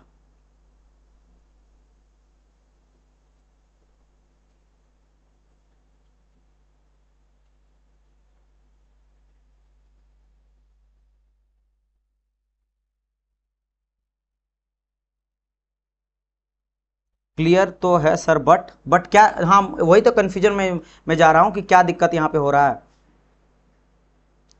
यहां तक डन, ओके। हाँ, तो अभी पूरा इस पेज को पूरा समझो, है ना। अर्पित, अगर कोई भी दिक्कत है तो इस पेज को मुझे पूरा बताने दीजिए, उसके बाद अगर कोई कंफ्यूजन होता तो मेरे से पूछिएगा उसके बाद, ठीक है। देखो मैं क्या लिया हूं, स्टैंडर्ड वैल्यू लिया हूं प्रेशर का, वॉल्यूम का और टेम्परेचर का। प्रेशर कितना लिया गया है, हाँ देखो थोड़ा सा बीटेक लेवल का है ना, आप लोग को पढ़ना पड़ेगा, आपको डिप्लोमा बीटेक दोनों है, तो you have to study for that, है ना। नहीं, आप बोलेंगे सर ये याद रखने का जरूरत है क्या, आपको याद रखना केवल यही सर, यही है, यही याद रखना माय डियर, यही याद रखना, इसको मत याद रखना। हाँ, आपको समझना कि नहीं समझना ये इंपॉर्टेंट है, ये याद रखने का जरूरत नहीं है, मैं पहले बता देता हूं। आप लोग को यहाँ में से याद रखना, केवल ये याद रखना पीवी इक्वल टू एमआरटी और याद रखना पीवी इक्वल टू एनआरटी। यहाँ पे क्या है, यहाँ पे याद रखना कि एन इक्वल टू मेरा मोल होता है, यहाँ पे मेरा एम इक्वल टू मास होता है, यहाँ पे जो आर होता है वो मेरा कैरेक्टरिस्टिक गैस कांस्टेंट होता है, यहाँ पे जो आर होता है वो यूनिवर्सल गैस कांस्टेंट होता है। बस ये सभी चीज नहीं जानना, बट कोई अगर बोले कैसे आया है ना, तो इसी वजह से मैं बता रहा हूं। नहीं तो याद रखना ये और ये दो चीज याद रखना, बस ये भी याद रखने का जरूरत नहीं, यही दो चीज। ये तो स्पेसिफिक वॉल्यूम के केस में होता है, समझ गए। उसी तरह से इसमें से आपको बस याद रखना कि वैल्यू कितना होता है, बट कोई अगर पूछे कैसे आया कैसे आया तो पता तो रहना चाहिए ना, इस वजह से बता रहा हूं। तो देखो प्रेशर में लिया हूं 1 बार है ना, और इसी को मैं कन्वर्ट कर दिया हूं आपका क्या न्यूटन पर मीटर स्क्वायर में, न्यूटन पर मीटर स्क्वायर में या फिर पास्कल में 10 टू द पावर 5 करके, क्योंकि 1 बार इक्वल टू होता 10 to the power 5 pascal, 10 to the power 5 pascal, और newton per metre square equal to force, क्योंकि pressure equal to force upon area, वो मैंने आपको बताया पास्कल। ठीक, ओके, यहां तक क्लियर। सर टेम्परेचर कितना लिए हैं, टेम्परेचर भी स्टैंडर्ड लेके चल रहे हैं, कितना 0 डिग्री सेंटीग्रेड। लेकिन जैसे मैंने कहा टेम्परेचर को मुझे हमेशा केल्विन में लेना है, पॉजिटिव लेना है, इसी वजह से चूंकि 0 आ गया केल्विन तो फिर 0 हो गया, तो 0 को मैं कन्वर्ट कर दिया हूं केल्विन में। तो केल्विन में करने के लिए क्या करते हैं हम लोग 273 से जोड़ देते हैं, तो 273.15 केल्विन टेम्परेचर लेके चलते हैं। और लास्ट आ गया मेरा वॉल्यूम, तो वॉल्यूम भी स्टैंडर्ड लेके चला गया, कितना 22.4136 मीटर क्यूब। अब जब इन सब डाटा को वैल्यू पुट किया जाए यहाँ पे, तो पुट करो, देखो पी है, प्रेशर का वैल्यू कितना लिया गया सर 1.01325 है ना, वॉल्यूम कितना लिया गया सर 22.4136। ओके, एन का वैल्यू सर एन हम लोग लेके चले यहाँ पे केवल 1, यहाँ पे हम लोग लेके वॉल्यूम जो लिए ना 1 किलो के, आपका किलो मोल के लिए लिए 1 किलो मोल के लिए, तो एन का भी वैल्यू आ गया सर 1 इंटू टी, टेम्परेचर कितना लिए हैं सर 273.15 केल्विन।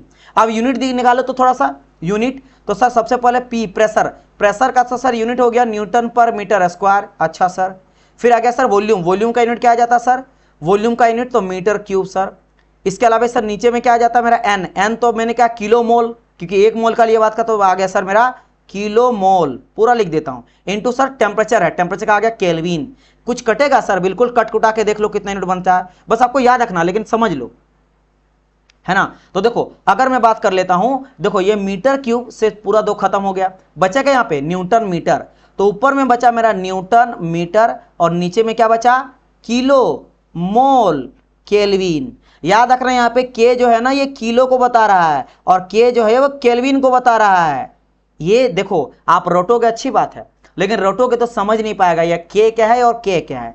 के किलो एक होता है और के मेरा केल्विन होता है, अभी समझ आया ना, क्योंकि टेम्परेचर है नीचे में, इसीलिए सर एक टेम्परेचर से आया केल्विन, और एन जो है जहां नंबर ऑफ मोल बता रहा है वो किलो मोल ले रहा है, क्योंकि 1 केजी लिया गया है ना, इसलिए किलो मोल, मोल भी किलो में लिया गया, 1 किलो में लिया यानी 1 किलो मोल लिया गया, इसीलिए किलो मोल केल्विन आता है। तो कुल मिला के यूनिट क्या आ गया मेरा यूनिवर्सल गैस कांस्टेंट का न्यूटन मीटर पर किलो मोल केल्विन। ठीक है, और जब इसको सॉल्यूशन करेंगे तो सॉल्यूशन करके वैल्यू जो आता है वो आ जाता है मेरा क्या 8314 है ना, 8314.4 दशमलव 4। तो this is the final value of universal gas constant. कितना सर आ गया मेरा 8314.4 जूल है ना। अब बोलेंगे सर जूल कहां से आ गया, अरे न्यूटन मीटर को ही जूल बोल दिए, एनर्जी आपको पता है ना, work is a form of energy. और जब मैं एनर्जी बताया था भाई एनर्जी क्या होता है, एनर्जी क्या होता है, चलो वर्क ही, चलो एनर्जी नहीं तो वर्क तो पता है सर, वर्क जो होता है ना, वर्क होता है force into perpendicular distance. Force बोले तो न्यूटन, डिस्टेंस बोले तो मीटर, तो न्यूटन मीटर को भाई वर्क का यूनिट क्या आता है सर वर्क का यूनिट जूल होता है, तो न्यूटन मीटर को ही तो जूल कहेंगे ना, तो वही तो न्यूटन मीटर ही है, तो न्यूटन मीटर बन गया मेरा जूल। और बाकी नीचे में जो था वही था, किलो को लिख दिए के, मोल को लिख दिए मोल, और केल्विन जो केल्विन टेम्परेचर था उसको लिख दिए ओनली के।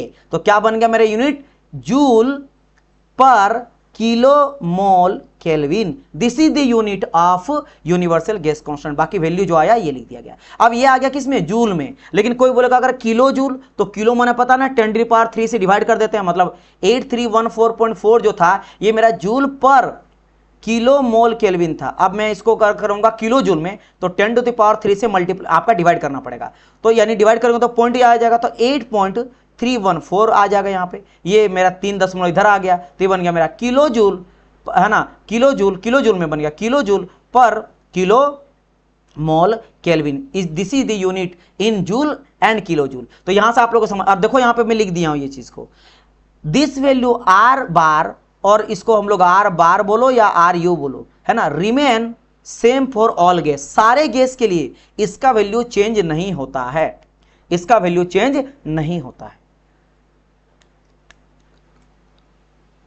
हाँ हाँ, वही बात है ना। देखो एक होता है एवरेज स्टूडेंट, आप जाओगे अच्छे खासे क्वेश्चन कर लोगे, ठीक है, लेकिन अगर 2-4 क्वेश्चन या 8-10 क्वेश्चन ऐसा पूछ दे, मैं देखा हूं अगर पेपर में मान लो कम से कम 10-15 न्यूमेरिकल तो आजकल आता ही है, और वहां से अगर कुछ न्यूमेरिकल पूछ दे, वो क्वेश्चन जो बनाएगा ना बच्चा, वो हमेशा मेरिट लिस्ट में बन ही जाएगा, उसको कोई पीछे नहीं कर सकता है। उस वजह से मैं आपको बता रहा हूं कि बाकी मैंने बता ही दिया, आपको याद रखना ये वाला चीज, आप रखना ये वाला चीज, इसको मत याद रख लो। इससे पीछे मैंने बताया, इसको याद रखना, क्या याद रखना है सर, इसमें मुझे याद रखना केवल ये वाला चीज, पीवी इक्वल टू मेरा MRT और PV equal to NRT, R क्या होता है, MM क्या होता है, बस याद रख लेना, दैट्स इट। बाकी चीजें मत याद रखना, कोई दिक्कत नहीं है ना। यहाँ पे भी मैंने बताया, इसमें से सब जो मैंने बताया बस याद रखना कि पीवी इक्वल टू NRT में क्या क्या वैल्यू होता है, और हाई टेम्परेचर और लो प्रेशर में मेरा रियल गैस आइडियल गैस का बिहेवियर। बाकी ये चीज मत याद रखो, मत याद रखो, है ना। इससे क्या है, ये तो याद रखना है, ये याद रख, ये तो मैंने ये सब बताने समझाने के लिए समझाया, आपको याद रखना केवल ये वाला चीज, आइडियल गैस इक्वेशन। फिर पीछे में एवोगैड्रो तो याद रखना है, एवोगैड्रो को याद क्या रखना, केवल ये याद रखना।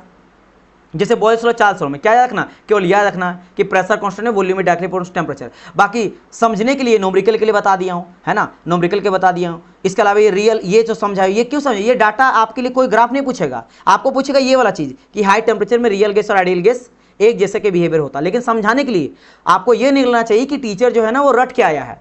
मैं समझ गए मेरी बात की नहीं, मुझे पता है तो मैं क्यों नहीं बताऊंगा भाई, है ना। जिसको नहीं पता रहेगा वो डायरेक्ट बता देगा कि ऐसा होता, पता नहीं क्यों, कैसे, नहीं समझ आता, बस होता, आप रट लो। नहीं, मैं रटवाता नहीं हूं, बस यही याद रखना। लेकिन आपको पता होना चाहिए कि पीछे का बैकग्राउंड, जैसे आइडियल गैस बताया था, तो क्या आइडियल गैस के लिए ये इंपॉर्टेंट है ग्राफ, नहीं, समझना कि समझाने के लिए इंपॉर्टेंट था। आपको याद रखना केवल ये वाला चीज कि हाई टेम्परेचर में वही आइडियल गैस रियल गैस की तरह बिहेव करता है। इसमें क्या इंपॉर्टेंट है, केवल ये वाला चीज कि फिक्स टेम्परेचर में volume directly inversely proportional to pressure. बाकी ये बाय लॉ कहता है, ये सब ज्यादा इंपॉर्टेंट नहीं है। लेकिन कोई अगर पूछ दे कि ये आइडियल गैस के लिए कि रियल गैस के लिए है, तो आपको पता रहेगा कि आइडियल गैस के लिए है। ये बोलेगा क्या एक्सपेरिमेंटल रिजल्ट है या एक थ्योरेटिकल रिजल्ट है, तो आपको पता रहेगा कि ये मेरा थ्योरेटिकल रिजल्ट है, एक्सपेरिमेंटल नहीं है। एक्सपेरिमेंट से अलग आता है, ये एक थ्योरेटिकल बाय लॉ दिया गया है, एक्सपेरिमेंटल अलग होता है। एक्सपेरिमेंटल वो होता है जो हम लोग एक्सपेरिमेंट करते हैं, उसी को रियल कहते हैं। ये रियल नहीं है, ये आइडियल है या बाय लॉ है, ये लॉ दिया गया है। एक लॉ अलग, देखो लॉ अलग होता है और एक आपका एक्सपेरिमेंट अलग होता है। लॉ दिया जाता है उसको थ्योरेटिकल कहते हैं, एक्सपेरिमेंट से दिया जाता है उसको हम लोग रियल कहते हैं। तो एक्सपेरिमेंट वाला अलग होता है। ये पूरा मैं आपको ग्राफ के थ्रू समझाया, और उसके बाद जो रिलेशन आया वो आपको इंपॉर्टेंट है, जहां से क्वेश्चन आपके एग्जाम में पूछा जाता है। बस ये चीज है, समझ गए। चलिए, तो आई होप यहां से चीजें आप लोगों को समझ में आ गया होगा कि कैसे निकलता है आपका यूनिवर्सल गैस कांस्टेंट। अब चलिए बात करते हैं किसके बारे में, कैरेक्टरिस्टिक गैस कांस्टेंट के बारे में बात कर लेते हैं। चलिए, तो मैंने कहा था कि आर बार इक्वल टू होता है एम और आर।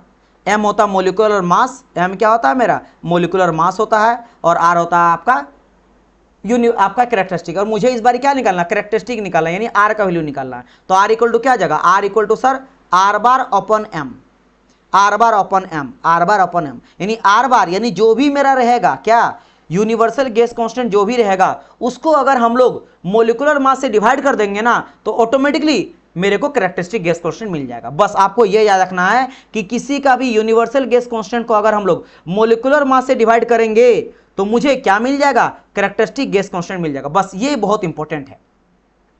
और ये भी वही रिलेशन आया है कि आर बार इक्वल टू, है ना, आर और एम से, वही आर यू बोलो या आर बार बोलो, बात एक ही है। आर बार को या आर यू को जो मोलिकुलर मास से डिवाइड कर देंगे तो मुझे मिल जाएगा आर।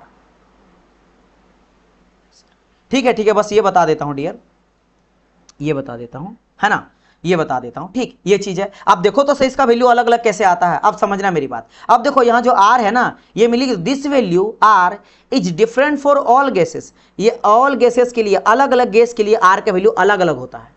जबकि मैंने क्या बताया था, आर बार के लिए कहा था remain same for all gas. सारे गैस के लिए आर बार का वैल्यू चेंज नहीं होता है, लेकिन आर का वैल्यू चेंज होता है सबके लिए। जैसे एग्जांपल समझा रहा हूं, जैसे मैं निकाला हूं यहाँ पे एयर का निकालना चाह रहा हूं सर, क्या आर है यानी कैरेक्टरिस्टिक गैस कांस्टेंट। क्या क्या जरूरत है सर, एक तो चाहिए मुझे आर बार और एक चाहिए मुझे मोलिकुलर मास। अच्छा, आर बार का वैल्यू तो मैं आपको पहले बता दिया कि यही है, ये यही वैल्यू यूज करना, कोई दिक्कत नहीं, इसी को यूज करो। किलो जूल में हमेशा लेते हैं तो किलो जूल वाला यूज कर लेना। 8.314 तो मैं करूंगा 8.314 वैल्यू पुट कर दिया तो फिक्स है, ये सबके लिए रहेगा। एम क्या होता है सर? मोलिकुलर मास होता है, मोलिकुलर मास होता है। क्या आपको मोलिकुलर मास सबका नहीं पता है? कैसे निकालेंगे सर मोलिकुलर मास? मैं आपको समझाता हूं। देखो एयर के लिए तो होता 29, याद रख लेना, एयर के लिए होता 29, तो डिवाइड करोगे तो इसका वैल्यू कितना आ गया? आ जाता है मेरा 0.2871। 2871 इसका यूनिट हो आपका आ जाता है वैल्यू। और इसका यूनिट क्या आ जाता है? किलो जूल, क्योंकि देखो ये भी हम लोग किस में लिए थे? किलो जूल में लिए थे। आर बार का वैल्यू जो हम लोग लिए हैं, देखो किलो जूल वाला लिए हैं तो किलो जूल आएगा, है ना, पर केजी केल्विन में आ जाता, तो ये आ जाएगा कि मैं क्या क्या किलो जूल पर केजी केल्विन। याद रखना दोनों का यूनिट में एक अंतर होता है, इसमें आ जाता किलो जूल पर केजी केल्विन, लेकिन यहां पे क्या होता है? किलो जूल है ना, किलो जूल पर किलो मोल केल्विन। यहां पे मोल एक इंपॉर्टेंट है, मोल आता है, यहां पे मोल आता है। पता क्यों? क्योंकि यूनिवर्सल में एम होता है, इसलिए बार बार मैं बोल रहा था कि जहां पे भी मोल रहेगा वहां पे मेरा कैरेक्टरिस्टिक गैस कांस्टेंट आएगा। सॉरी मैं कैरेक्टरिस्टिक बोल रहा हूं, यूनिवर्सल गैस कांस्टेंट आएगा जहां पे मोल रहेगा। इसी वजह से नीचे में क्या रहा? मोल आ रहा, मोल। तो मोल कहां पे आएगा? जहां कैरेक्टरिस्टिक गैस कांस्टेंट का यूनिट, कहीं भी अगर यूनिट कोई बोल दे तो जहां पे मोल रहेगा वो कैरेक्टरिस्टिक के लिए है, लेकिन आप देखोगे यूनिवर्सल के लिए, है ना, यानी ओहो मैं क्यों उल्टा पुल्टा बोल दे रहा हूं भाई। मैं ये कहा कि मोल कहां पे आएगा? जहां पे यूनिवर्सल रहेगा। यूनिवर्सल में मेरा मोल आएगा, लेकिन कैरेक्टरिस्टिक के लिए मेरा क्या आएगा? मोल नहीं आएगा, ओनली केजी आएगा, क्योंकि यहां पे मास होता है। तो देखो किलो जूल पर केजी केल्विन, बस यहां पे क्या आएगा? किलो जूल पर केजी केल्विन। तो देखो ये हो गया किसके लिए? एयर के लिए। उसी तरह से आप वेपर का निकाल सकते हो। वेपर के लिए क्या करो? फिर से वही आर बार का वैल्यू, और वेपर के लिए जो मोलिकुलर मास होता है वो 18 होता है। चलिए अब मैं आप लोगों को किसी का निकालने के लिए समझाता हूं, देखता हूं कितने बच्चों निकाल पाओगे। एक काम करो तो मुझे आर निकाल के दिखाओ CO2 का, मुझे आर निकाल के दिखाओ O2 का, मुझे आर निकाल के दिखाओ किसका बोलूंगा, ठीक है, किसका? He का निकाल के दिखाओ, हीलियम का, है ना। आर मुझे निकाल के दिखाओ कार्बन का, इन सब का निकाल के दिखाओ तो आर। आप मुझे निकाल के बताओ क्या वैल्यू आ जाएगा। चल जल्दी जल्दी बताइए क्या करोगे sir? R bar upon M. Sir R bar का वैल्यू सेम वही लिखेंगे 8.314। मुझे मोलिकुलर मास चाहिए, इसका भी sir same R bar upon M. R bar का वैल्यू सर 8.314 अपॉन एम चाहिए।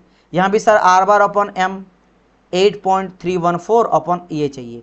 यहाँ भी sir R bar upon M तो 8.314 अपॉन ये चाहिए। लेकिन आपको मैं देखना चाहता हूँ कि मोलिकुलर मास समझ में आता है ना क्या होता है? कैसे निकालेंगे सर मोलिकुलर मास? मैं समझा रहा हूँ, है ना। सबसे एक काम करते हैं, पहले कार्बन डाइऑक्साइड है ना, तो कार्बन ऑक्सीजन से मिलकर बना है। एक चीज मेरे को बताओ, कार्बन जिसको C से दिखाते हैं, इसका एटॉमिक नंबर कितना होता है? सर एटॉमिक नंबर तो होता है इसका 6 क्या होता है मेरा? एटॉमिक नंबर होता है। और मास कितना होता है? 12। मास कितना होता है? 12। यही मास जो होता है ना, यही इसका मोलिकुलर मास है, यही मोलिकुलर मास है। यानी कार्बन का 12 निकल गया, तो बस कार्बन देखो, कार्बन क्या हो गया? 12 निकल गया। लेकिन देखो ध्यान से, अगर मैं निकालना चाहूंगा यहाँ पे C का, कार्बन का C2 का मान लो बोलते हैं, C2 कार्बन का 2 है आपका मोलिकुलर से, यानी 12 × 12 यानी C2 के लिए कितना आ जाएगा? 24 हो जाएगा। तो यहाँ पे नीचे में 24 वैल्यू पुट कर देंगे। अगर मैं बात करूँ ऑक्सीजन का, ऑक्सीजन का कितना होता है सर एटॉमिक नंबर? तो सर ऑक्सीजन का एटॉमिक नंबर होता है मेरा 8।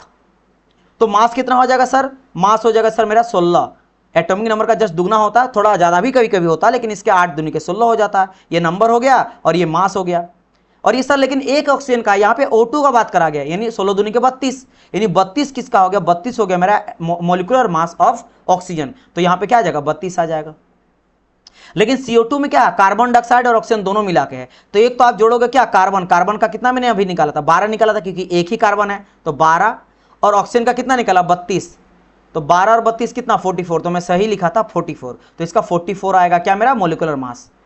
ठीक है, तो 44 हो गया, 32 हो गया। He हीलियम का एटॉमिक नंबर तो होता है 2 और एटॉमिक मास होता है 4। चलो थोड़ा वेरी भी करेगा, 4 लोग चलोगे आप स्टैंडर्ड 4। अब सबका कैलकुलेट करो, you will get the characteristic gas constant of carbon dioxide, oxygen, helium, carbon. सबका आप यहां से निकाल सकते हो। देखो सबका यहाँ पे कैरेक्टरिस्टिक गैस कांस्टेंट अलग अलग है। सबका क्या निकला यहाँ पे? कैरेक्टरिस्टिक गैस कांस्टेंट सबका अलग अलग है, सबका अलग अलग है। लेकिन सब में हम लोग यूज किसका किए हैं? यूज किए हैं यूनिवर्सल का। देखो यहाँ भी किए यूनिवर्सल का, यहाँ भी किए यूनिवर्सल का, यहाँ भी किए यूनिवर्सल। यूनिवर्सल फिक्स है 8.314, 8.314, 8.314, 8.314। क्या यहाँ से आप लोगों को समझ में अब आया कि कैसे मेरा कैरेक्टरिस्टिक कैरेक्टर पे डिपेंड करता है, यानी वेरी करता है?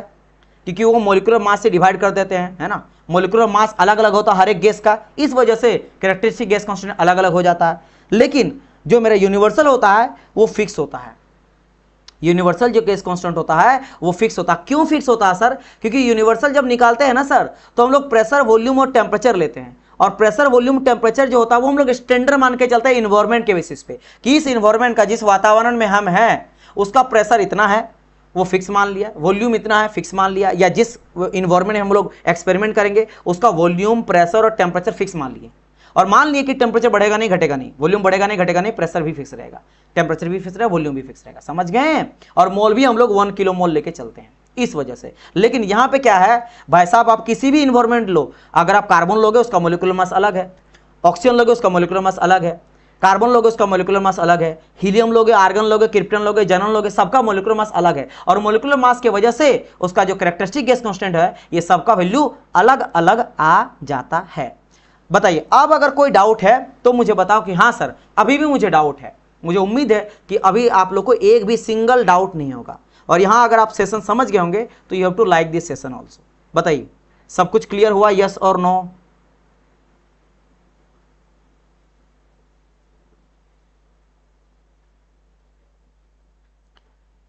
सब समझ आया? बताइए मुझे। एक छोटा सा चीज तो मुझे मैं और बताना चाह रहा हूं, और पता है वो क्या है? इसी से कनेक्टेड है। जो हम लोग ये चीज लिए थे ना आइडियल गैस इक्वेशन से, जो हम लोग ये चीज रिजल्ट निकाले कि लो प्रेशर में भी आइडियल रियल गैस सेम होता है, इसके लिए क्या मैंने लिया था? एक तरफ वर्टिकल में लिया था पीवी ऊपर आरटी। ये जो जेड होता है ना, जेड जो लिख रहा था, ये कंप्रेसिबिलिटी फैक्टर होता है। तो मैं इसको बता दूं? बताइए, इसको बता दूं? चलिए इसको भी बता देता हूं, ठीक है। इसको बता दूंगा ना तो ये एक साथ सब चीज आप लोग का निकल जाएगा। चलिए बात करते हैं क्या होता समझना। और इससे भी अब देखो, यहां से इस सब समझ में आ गया। इससे अब अच्छा सर इन सब वैल्यू से क्या याद रखना है? तो यहां से क्या याद रखना सर? इससे याद रखना आपको ये वैल्यू याद रखना बस, और ये याद रखना, दो याद रखना, ये दोनों इंपॉर्टेंट है। अच्छा ठीक है सर। इस वाले पेज से क्या याद रखना है सर? इस वाले पेज से देखो याद रखना कुछ नहीं, आपको ये याद रखना ये फॉर्मूला कि कैरेक्टरिस्टिक गैस कांस्टेंट निकालने के लिए हम लोग क्या करते हैं, यूनिवर्सल को मोलिकुलर मास से डिवाइड करते हैं, और ये अलग अलग गैस के लिए अलग अलग होता है। ये तो बहुत ही इंपॉर्टेंट है याद रखना कि भाई साहब आर का वैल्यू अलग अलग गैस के लिए अलग अलग होता है, वीवीआई, और यहाँ पे मैंने कहा कि ये मेरा सेम होता है हर सब गैस के लिए, तो ये इंपॉर्टेंट है, ये याद रखना। इसके लिए अलग अलग, बाकी ये चीज़ आप लोग को मोलिकुलर मास सबका पता ही होगा, है ना, तो उससे आप आराम से डिवाइड करके सबका निकाल लेना, है ना। समझ गए? चलिए आगे बढ़ते। बात क्या आप करेंगे देखना ध्यान से। अब इससे जो मैं बताऊंगा ना, इसके लिए ये वाला जो इंपॉर्टेंट है ना, ये जो मैं घेरा हूं, एक तो ये याद रखना, ये इंपॉर्टेंट है, बस यही चीज पूछा जाता है, बाकी समझाने के लिए ग्राफ का यूज करूंगा। और दूसरा इंपॉर्टेंट आपके लिए क्या है वो मैं बता देता हूं, ये वाला चीज कि जेड का वैल्यू 1 किसके लिए लेते हैं और जेड का नॉट इक्वल टू 1 किसके लिए लेते हैं, बस यही दोनों इंपॉर्टेंट है। वीवीआई जेड इक्वल टू 1 होता है आइडियल गैस के लिए, और जेड नॉट इक्वल टू होता है उसके लिए जो कंडीशन है वो बता दूंगा, बस यही इंपॉर्टेंट है। बट थोड़ा बहुत आप लोगों को समझाने के लिए मैं चीजें यूज करूंगा, उसको ध्यान से समझना। देखो क्या किया हूं, एक तरफ मैं लिया हूं, फिर से प्लॉट किया हूं ग्राफ को, एक तरफ मैंने लिया वर्टिकल, वर्टिकल में मैंने रखा प्रेशर को, वर्टिकल में मैंने क्या रखा, प्रेशर को रखा है, और हॉरिजॉन्टल में मैंने रखा वॉल्यूम को। ठीक है, एक तरफ प्रेशर एक तरफ वॉल्यूम ले लिया है, बढ़िया सर ले लिए। ठीक है, प्रेशर वॉल्यूम, क्योंकि मैंने बताया ना आइडियल गैस जब लो दिया गया था तो क्या बोला गया था कि आप तीन चीज से चेक कर सकते हो, प्रेशर, वॉल्यूम और टेम्परेचर। इन तीन बेसिक प्रॉपर्टी से, तीन जो आपका प्रॉपर्टी है, गुण है गैस का, इससे अपना सारे चीजें पता कर सकते हो। मुझे बस ये पता करना है कि आइडियल गैस और रियल गैस में कौन ज्यादा जगह घेरता है जब उसको कंप्रेस करते हैं, जब प्रेशर अप्लाई किया जाता है तो जगह कौन ज्यादा लेता है, यानी कम से कम जगह में ज्यादा गैस किस में आ जाएगा, रियल में या आइडियल में। तो बेसिकली हम लोग बात करेंगे प्रेशर वॉल्यूम का, इसलिए टेम्परेचर को हटा दिया हूं, तो प्रेशर वॉल्यूम का बात किया। ठीक है, तो प्रेशर मैंने ले लिया इधर और वॉल्यूम ले लिया इधर। ठीक है, अब ऑब्वियसली बात है प्रेशर का तो ऊपर तरफ थोड़ा हाई प्रेशर आएगा, तो ये रहा हाई प्रेशर, और नीचे रहेगा लो प्रेशर। सिमिलरली अगर मैं वॉल्यूम का बात करूंगा तो यहाँ पे देख सकते हो जैसे वॉल्यूम मेरा बढ़ते चला जाएगा, यहाँ पे कहीं रहेगा लो वॉल्यूम, ये सब का सब कैसा मेरा लो वॉल्यूम है ना, और इधर जब आएगा तो वॉल्यूम हो जाएगा मेरा हाई, ये आ जाएगा मेरा हाई वॉल्यूम आ जाएगा। अब क्या नजर आ रहा है, ध्यान से समझना। वेरी नाइस एक्सप्लेनेशन सर, चलिए thank you so much dear, thank you so much. देखो इनिशियल थर्मोडायनामिक्स जो है ना सबके लिए समझ की बात नहीं होता है, इसके लिए आपको पूरा दिमाग लगाना पड़ता है। और मैं बस ये भी बोलता हूं कि नहीं भी अगर समझ आता ना तो पहली बात देखो इसमें पता दिक्कत क्या, तो मैं आपको समझा रहा हूं, ये कोई जीके जीएस का नहीं है लेक्चर, जीके जीएस में मैं देखा हूँ बच्चे जीके जीएस पढ़ते हैं या क्वेश्चन सेशन पढ़ते हैं, बच्चे आ रहे हैं लाइव 20-20 बच्चे, 30-30 बच्चे लाइव, है ना। सबको पढ़ना है, बाकी सब चीज़ भी, नॉन टेक्निकल भी पढ़ना, आप लोग को टेक्निकल भी पढ़ना है ना। किसी भी एग्जाम का प्रिपरेशन को तो आजकल नॉन टेक दोनों रहता है, जीके जीएस मैथ रीजनिंग सब कुछ रहता है, उस सब में खूब लाइव होता है। लेकिन जब मैं थर्मो पढ़ाता हूँ ना खासकर, उसमें बच्चे बहुत ही सिलेक्टिव बच्चे लाइव होते हैं, आते हैं जरूर लेकिन रह नहीं पाते पूरा लाइव में। रीज़न क्योंकि ये उतना हलवा नहीं है ना कि बस बता दिया कि बताओ ये कहाँ पे है, ये कब बना है, ये कौन सा सदी में बना है, तो बस रट लिए। यहाँ पे आपको दिमाग लगाना पड़ेगा, लाइव रहोगे तो आपको भी दिमाग लगाना पड़ेगा, है ना, समझ गए। हाँ लेकिन कुछ ही क्लास, 1-2 क्लास, फिर देखिए कितना मजेदार लगता है। और आप बहुत कोई बोलता है ना कि चलो यार बच दूंगा, बच आप आज नहीं तो कल आपको पढ़ना पड़ेगा। अगर आप नहीं पढ़ोगे थर्मो को, मैं बार बार बोलता हूँ, अगर आपने थर्मोडायनेमिक्स को अच्छे से नहीं पढ़ा, अगर आप नहीं समझे, तो आपको आईसी इंजन नहीं समझ आएगा, आपको आरएसी समझ नहीं आएगा, आपको एचटी समझ नहीं आएगा, आपको पावर प्लांट समझ नहीं आएगा। ये चारों सब्जेक्ट यानी एक सब्जेक्ट के चक्कर में 4 सब्जेक्ट बर्बाद हो जाएगा। और अगर ये सब बर्बाद हो तो पूरा मैकेनिकल ही आपका गया, फिर आप कोई भी एग्जाम रहे, कोई जॉब रहे, नहीं निकाल सकता है। तो थर्मो सबसे मादा, एक समय जो फादर है ना, एक तरह से माता है, इसी से सारा निकला, ये सब इसी से सारा निकला है। जैसे होता है ना कि अगर आपको इंजीनियरिंग मैकेनिक्स समझना है, जब तक आप इंजीनियरिंग मैकेनिक्स को नहीं समझोगे तब तक आप लोग को ना तो फ्लूइड आपको समझ में आएगा, क्योंकि बेसिकली मैकेनिक्स वहीं से निकलता है, यहीं से निकलता है मेरा सॉम निकलता है ना, यहीं से मेरा टॉम निकलता है। थ्योरी मशीन बात कराया जाए, सॉम बात करा जाए, फ्लूइड बात करा जाए, सब निकलता है इंजीनियरिंग मैकेनिक्स के पार्ट से ही। और इसी से एमडी भी निकल जाता है, सब चीज इसी से निकलता है, करता धरता इंजीनियरिंग मैकेनिक्स से। वहीं पे centre of gravity, moment of inertia, forces के बारे में पढ़ते हैं, है ना। वही फोर्स का यूज करके हम लोग सॉम, टॉम, फ्लूइड का हाइड्रोस्टेटिक फोर्स क्या होता है, सॉम में भी अलग अलग तरह का फोर्स, है ना, सब पढ़ते हैं। बात समझ में। उसी तरह से इंजीनियरिंग मटेरियल्स, कोई अगर इंजीनियरिंग मटेरियल पढ़ रहा, यानी कि जितने भी इंजीनियरिंग मटेरियल होता है उसका प्रॉपर्टीज वगैरह पढ़ लिए इस सब्जेक्ट को, फिर ऑटोमेटिकली पूरा का पूरा प्रोडक्शन का बात करा जाए, चाहे कास्टिंग का बात करा जाए, वेल्डिंग बात करा जाए, मेटल कटिंग बात करा जाए, सब चीज समझ में आ जाएगा, इंडस्ट्रियल वगैरह सब समझ में आ जाएगा। तो वही वाला बात है। तो आप लोगों को की आपका एक बहुत ही इंपॉर्टेंट सब्जेक्ट होता है जिसको डील करना पड़ेगा, उसी तरह से ये है, ठीक है। चलिए, तो मैं क्या किया, इधर हाई प्रेशर लिया, लो हाई, यहाँ पे लो हाई, ठीक है। अब मैं 2 ग्राफ लिया। अब ये ग्राफ क्या है, एक्सपेरिमेंट किया गया साइंटिस्ट के द्वारा, और ग्राफ निकला आइडियल के लिए रेड वाला, तो मैं रेड वाला ले लेता हूँ थोड़ा ज़्यादा बड़ा करके। ये रेड वाला जो है ना आइडियल का ग्राफ है, ठीक है सर। और मैं ब्लू कलर का ले लेता हूँ, ये मेरा रियल वाला का गेस है, रियल का गेस है। आप बोलेंगे सर ऐसा क्यों आया, आपका पीछे में ऐसा कुछ बताएं जिससे हम लोग कनेक्ट कर पाए। बिल्कुल बिल्कुल बताएं, एक चीज़ ध्यान दो। तो यहाँ पे मैंने एक चीज़ बताया हूँ ना आपको, क्या बताया था सर? सर आपने बताया था इससे पहले आपने सर बताया था 2 चीज़। आपने ये बताया था चार्ल्स बॉयल्स लॉ, ये बोला कि हाई टेम्परेचर में रियल गैस जो होता है वो आइडियल गैस की तरह बिहेव करता है, आइडियल गैस की तरह बिहेव करता है केवल हाई टेम्परेचर में, अदरवाइज और कहीं नहीं। बाकी देखो लो टेम्परेचर के केस में बड़ा दूर दूर होता है, इन दोनों में बड़ा कोई रिश्ता नाता नहीं होता। लेकिन जब हाई टेम्परेचर करते हैं तो दोनों एक जैसा लगता है, जैसा लगता है दोनों बिल्कुल सेम ही है, एकदम रिश्तेदार है, भाई है ना, एक जैसा बिहेवियर को शो करता है, ठीक है सर। लेकिन सर आपने इस जब लास्ट पेज कल हम लोग पढ़ रहे थे लेक्चर में, और एक चीज पता चला कि केवल हाई टेम्परेचर में ही नहीं, लो प्रेशर में भी इस तरह का बिहेवियर को शो करता है। कैसा बिहेवियर कि जो रियल गैस होता है ना वो आइडियल गैस की तरह क्लोज हो जाता है, या बिहेवियर को शो करता है, एक जैसा दोनों लगता है। किस टाइम पे? लो प्रेशर में भी हाई टेम्परेचर के साथ। तो हम लोग को यह पता चला सर कि real gas more close to ideal gas at low pressure and high temperature both. इन दोनों कंडीशन के अलावे दुनिया में ऐसा कोई भी पॉइंट नहीं है जहां पे आइडियल गैस और रियल गैस एक जैसा बिहेवियर को शो करेगा, लेकिन लो प्रेशर और हाई टेम्परेचर में करेगा। तो मैंने क्या कहा था यहाँ पे देखो, लो प्रेशर में, लो प्रेशर, तो चलो लो प्रेशर का कॉन्सेप्ट को याद रखो और इसी पेज में आ जाते हैं इस ग्राफ में। लो प्रेशर देखो, ये जो दोनों आके मिल जा रहा है, ये बेसिकली क्या बता रहा है, ये बता रहा लो प्रेशर को। देखो ना प्रेशर का ग्राफ में यहाँ क्या रहा, लो ही प्रेशर आ रहा ना, तो कहीं ना कहीं लो प्रेशर आ रहा, यानी लो प्रेशर में आइडियल और रियल जाके मैच कर जा रहा है। तो मैं बोल सकता हूं यहाँ पे कि इस जगह पे मेरा जो आइडियल है वो मेरा रियल गैस के बराबर है। और ये चीज में समझाएं, सही सर समझाएं। लेकिन सर यहाँ पे जो आपने बात कर रहे हैं ये तो सर इससे भी नीचे आ जा रहे हैं। देखो लो प्रेशर इससे भी नीचे ले रहे हैं, मतलब फिलहाल जो आप बात करना चाह रहे हैं वो इससे भी और लो हम लोग लेके चल रहे हैं क्या? बिल्कुल, हम लोग बहुत ज्यादा लो लेके चल रहे हैं, ऑलमोस्ट और लो। वो बिल्कुल जीरो के आसपास था, मान लो -0, मतलब इस तरह समथिंग 0.1, 0.00123, लेकिन और नीचे गए हैं। ठीक है सर, क्या पता चलता है सर? पता ये चलता है डियर कि जब हम लोग लो प्रेशर में देखते हैं, देखो लो प्रेशर में, देखो लो प्रेशर का देखो ये रहा दोनों ग्राफ, ये रेड वाला यही ड्रॉ करता हूं और एक ब्लू वाला। तो आप थोड़ा ये देखो कि कौन ज्यादा मेरा वॉल्यूम को कवर करता है। तो बोलेंगे सर रेड वाला नीचे ड्रॉ करना पड़ेगा, तो सर रेड वाला का यहाँ आ रहा है, तो ये हो गया वॉल्यूम ऑफ आइडियल गैस। ये क्या हो गया मेरा वॉल्यूम हो गया, वॉल्यूम, आयतन हो गया, आयतन किसका, और भी बता रेड है किसका, रेड है मेरा आइडियल का सर। तो ये आइडियल का है सर, आइडियल का, आइडियल का वॉल्यूम इतना आ रहा है, ठीक है। रियल का अगर बात करा जाए, रियल का ब्लू कलर का है, तो रियल कहां पे आ रहा है सर, रियल आ रहा है यहां पे आ रहा है, इस जगह पे आ रहा है, क्योंकि मैं एक लाइन लिया ना, लो प्रेशर का लाइन लिया हूं, बिल्कुल ऐसे करके पार कर दिया हूं, तो यहां पे टच कर रहा है और यहां पे टच कर रहा है। तो यहां पे देखो ये आ गया मेरा वॉल्यूम, किसका वॉल्यूम आ गया मेरा रियल का, वॉल्यूम किसका आ गया मेरा रियल का आ गया। तो यहां देखो किसका ज्यादा वॉल्यूम है, आप बोलोगे सर यहां पे आइडियल का ज्यादा वॉल्यूम आ रहा है, समझ गए, समझ रहे हो ना मेरी बात की नहीं। देखो यहां पे इस तरह समझ लो, 10 है, 20 है, 30 है, 40 है, 50 है, 60 है, 70 है। लो प्रेशर का ग्राफ को मैंने लिया और जाकर टच कर दिया, दोनों को टच, कहां कहां टच किया सर, एक पॉइंट यहां पे टच किया, दूसरा पॉइंट यहां पे टच किया।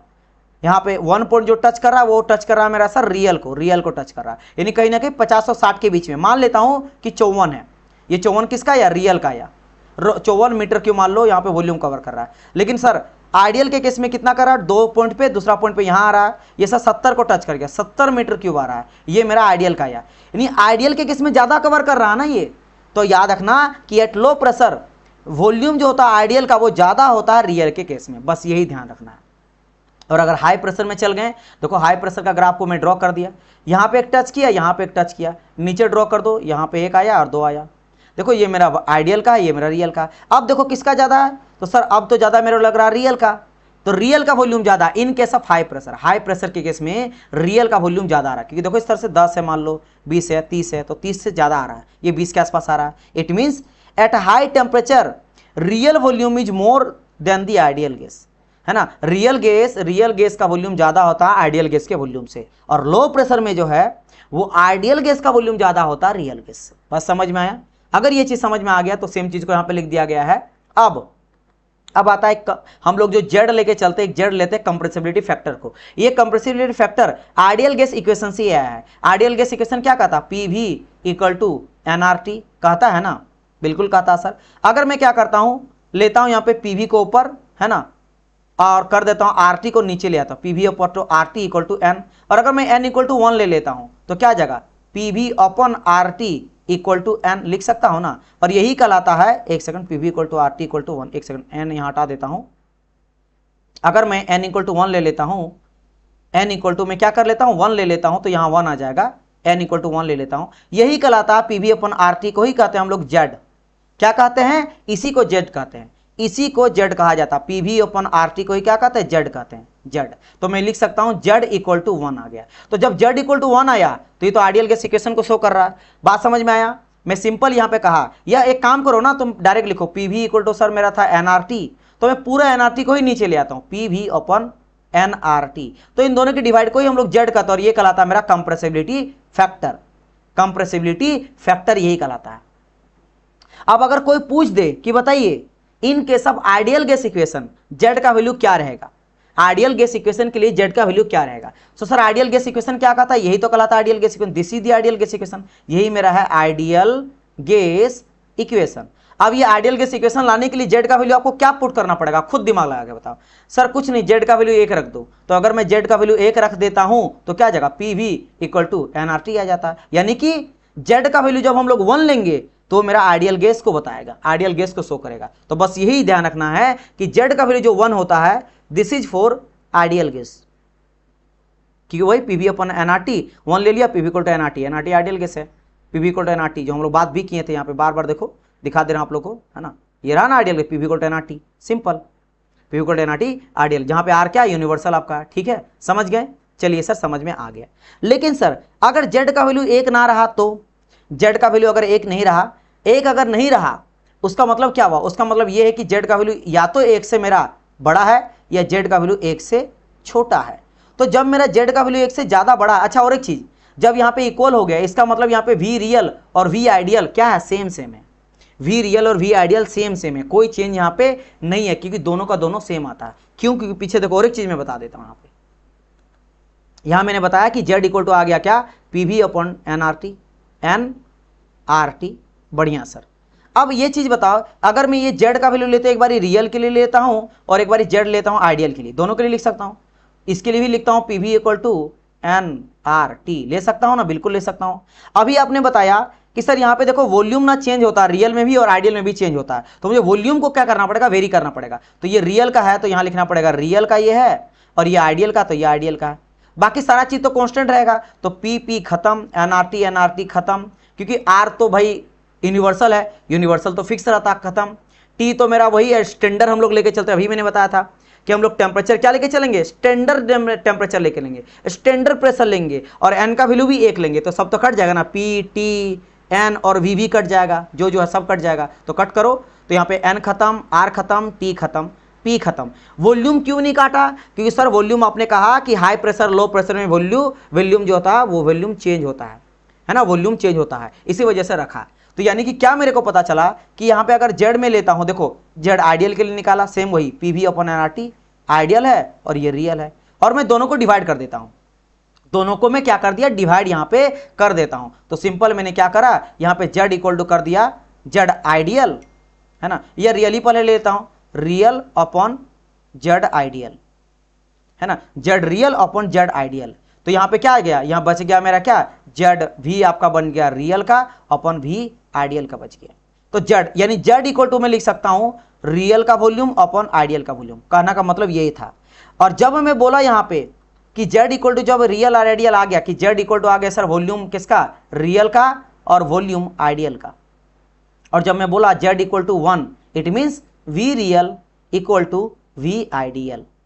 तो याद रखना कि जब मैं कहा कि आइडियल गैस में जेड का वैल्यू 1 होता है, इसका मतलब रियल का वॉल्यूम यहां पे बराबर होता है आइडियल के वॉल्यूम से, रियल का वॉल्यूम आइडियल के वॉल्यूम से बराबर होता है। लेकिन जब मैं बोल रहा हूं कि जेड का वैल्यू 1 इक्वल टू नहीं होता है, तो इस केस में या तो जेड का वैल्यू ज्यादा रहेगा या कम रहेगा। तो जब जेड का वैल्यू ज्यादा रहेगा उसका मतलब क्या है कि जेड इक्वल टू सर आपने कहा V real upon V ideal. तो जब जेड का वैल्यू बड़ा बता रहे हो, बड़ा अगर बड़ा बता रहे हो इसका मतलब है कि रियल का यहां पे वैल्यू ज्यादा है, रियल का वॉल्यूम ज्यादा आइडियल से। और जब आप जेड का वैल्यू कम बता रहे हो यानी कि रियल का वैल्यू कम है आइडियल से। और जब मेरा यहां पे रियल का जो वॉल्यूम है वो बड़ा है, इसके में गैस एक्सपेंड कर रहा, क्योंकि रियल बड़ा है ना, रियल अगर बड़ा हो रहा है यानी आइडियल जो गैस है वो एक्सपेंड कर रहा है, यानी पॉजिटिव डेविएशन। और जब मेरा रियल का गैस, रियल वाला छोटा हो गया यानी रियल ही घट गया, जो मैं सोचा था कि रियल का इतना गैस होना चाहिए वो कॉन्ट्रैक्ट कर गया यानी छोटा हो गया, तो गैस यहाँ पे कॉन्ट्रैक्ट करता है, जिसको हम लोग नेगेटिव डेविएशन कहते हैं। तो यहाँ से आप लोग का पूरा हो गया क्लियर, किसका, कंप्रेसिबिलिटी फैक्टर का। बताइए ये सारा चीज समझ में आया? अगर एक बार नहीं समझ आया तो मैं आपको बोलूंगा और एक बार देखना, जरूर समझ में आ जाएगा। और फिर भी मुझे लग रहा समझ आ गया होगा, फिर भी कोई दिक्कत है तो मेरे से पूछो। बस इसके बाद मुझे लग रहा कि आई थिंक और एक क्लास ऐसा होगा, है ना, और एक क्लास है, हाँ एक और एक क्लास है लास्ट कल का क्लास, जहां पे आपको फंडामेंटल समझाऊंगा। उसके बाद तो सेशन बहुत इजी हो जाएगा, फिर मजेदार लगेगा। बताइए यहां तक चीज समझ में आया, यस और नो?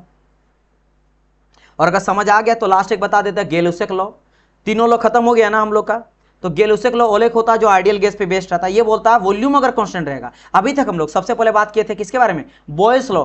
बॉयल्स लॉ के केस में टेम्परेचर मेरा कांस्टेंट था। फिर चार्ल्स लॉ के केस में प्रेशर मेरा कांस्टेंट था। फिर था एवोगैड्रो लॉ, एवोगैड्रो के केस में प्रेशर भी कांस्टेंट था, टेम्परेचर भी कांस्टेंट था। हम लोग अभी तक वॉल्यूम को कांस्टेंट नहीं माने थे। तो एक साइंटिस्ट आया सामने, उनका नाम था गेल-यूसेक। गेल-यूसेक बोला कि मैं भी एक्सपेरिमेंट किया हूं आइडियल गैस को समझने के लिए। वो बोला मैंने कुछ नया करा, क्या, मैं इस बारी ना वॉल्यूम को कांस्टेंट मान के चला हूं, जो अभी तक नहीं लिया गया। तो क्या पता चला, वो फिर वही वाला बात बोला कि अगर मेरा वॉल्यूम कांस्टेंट हो जाता है तो pressure is directly proportional to temperature.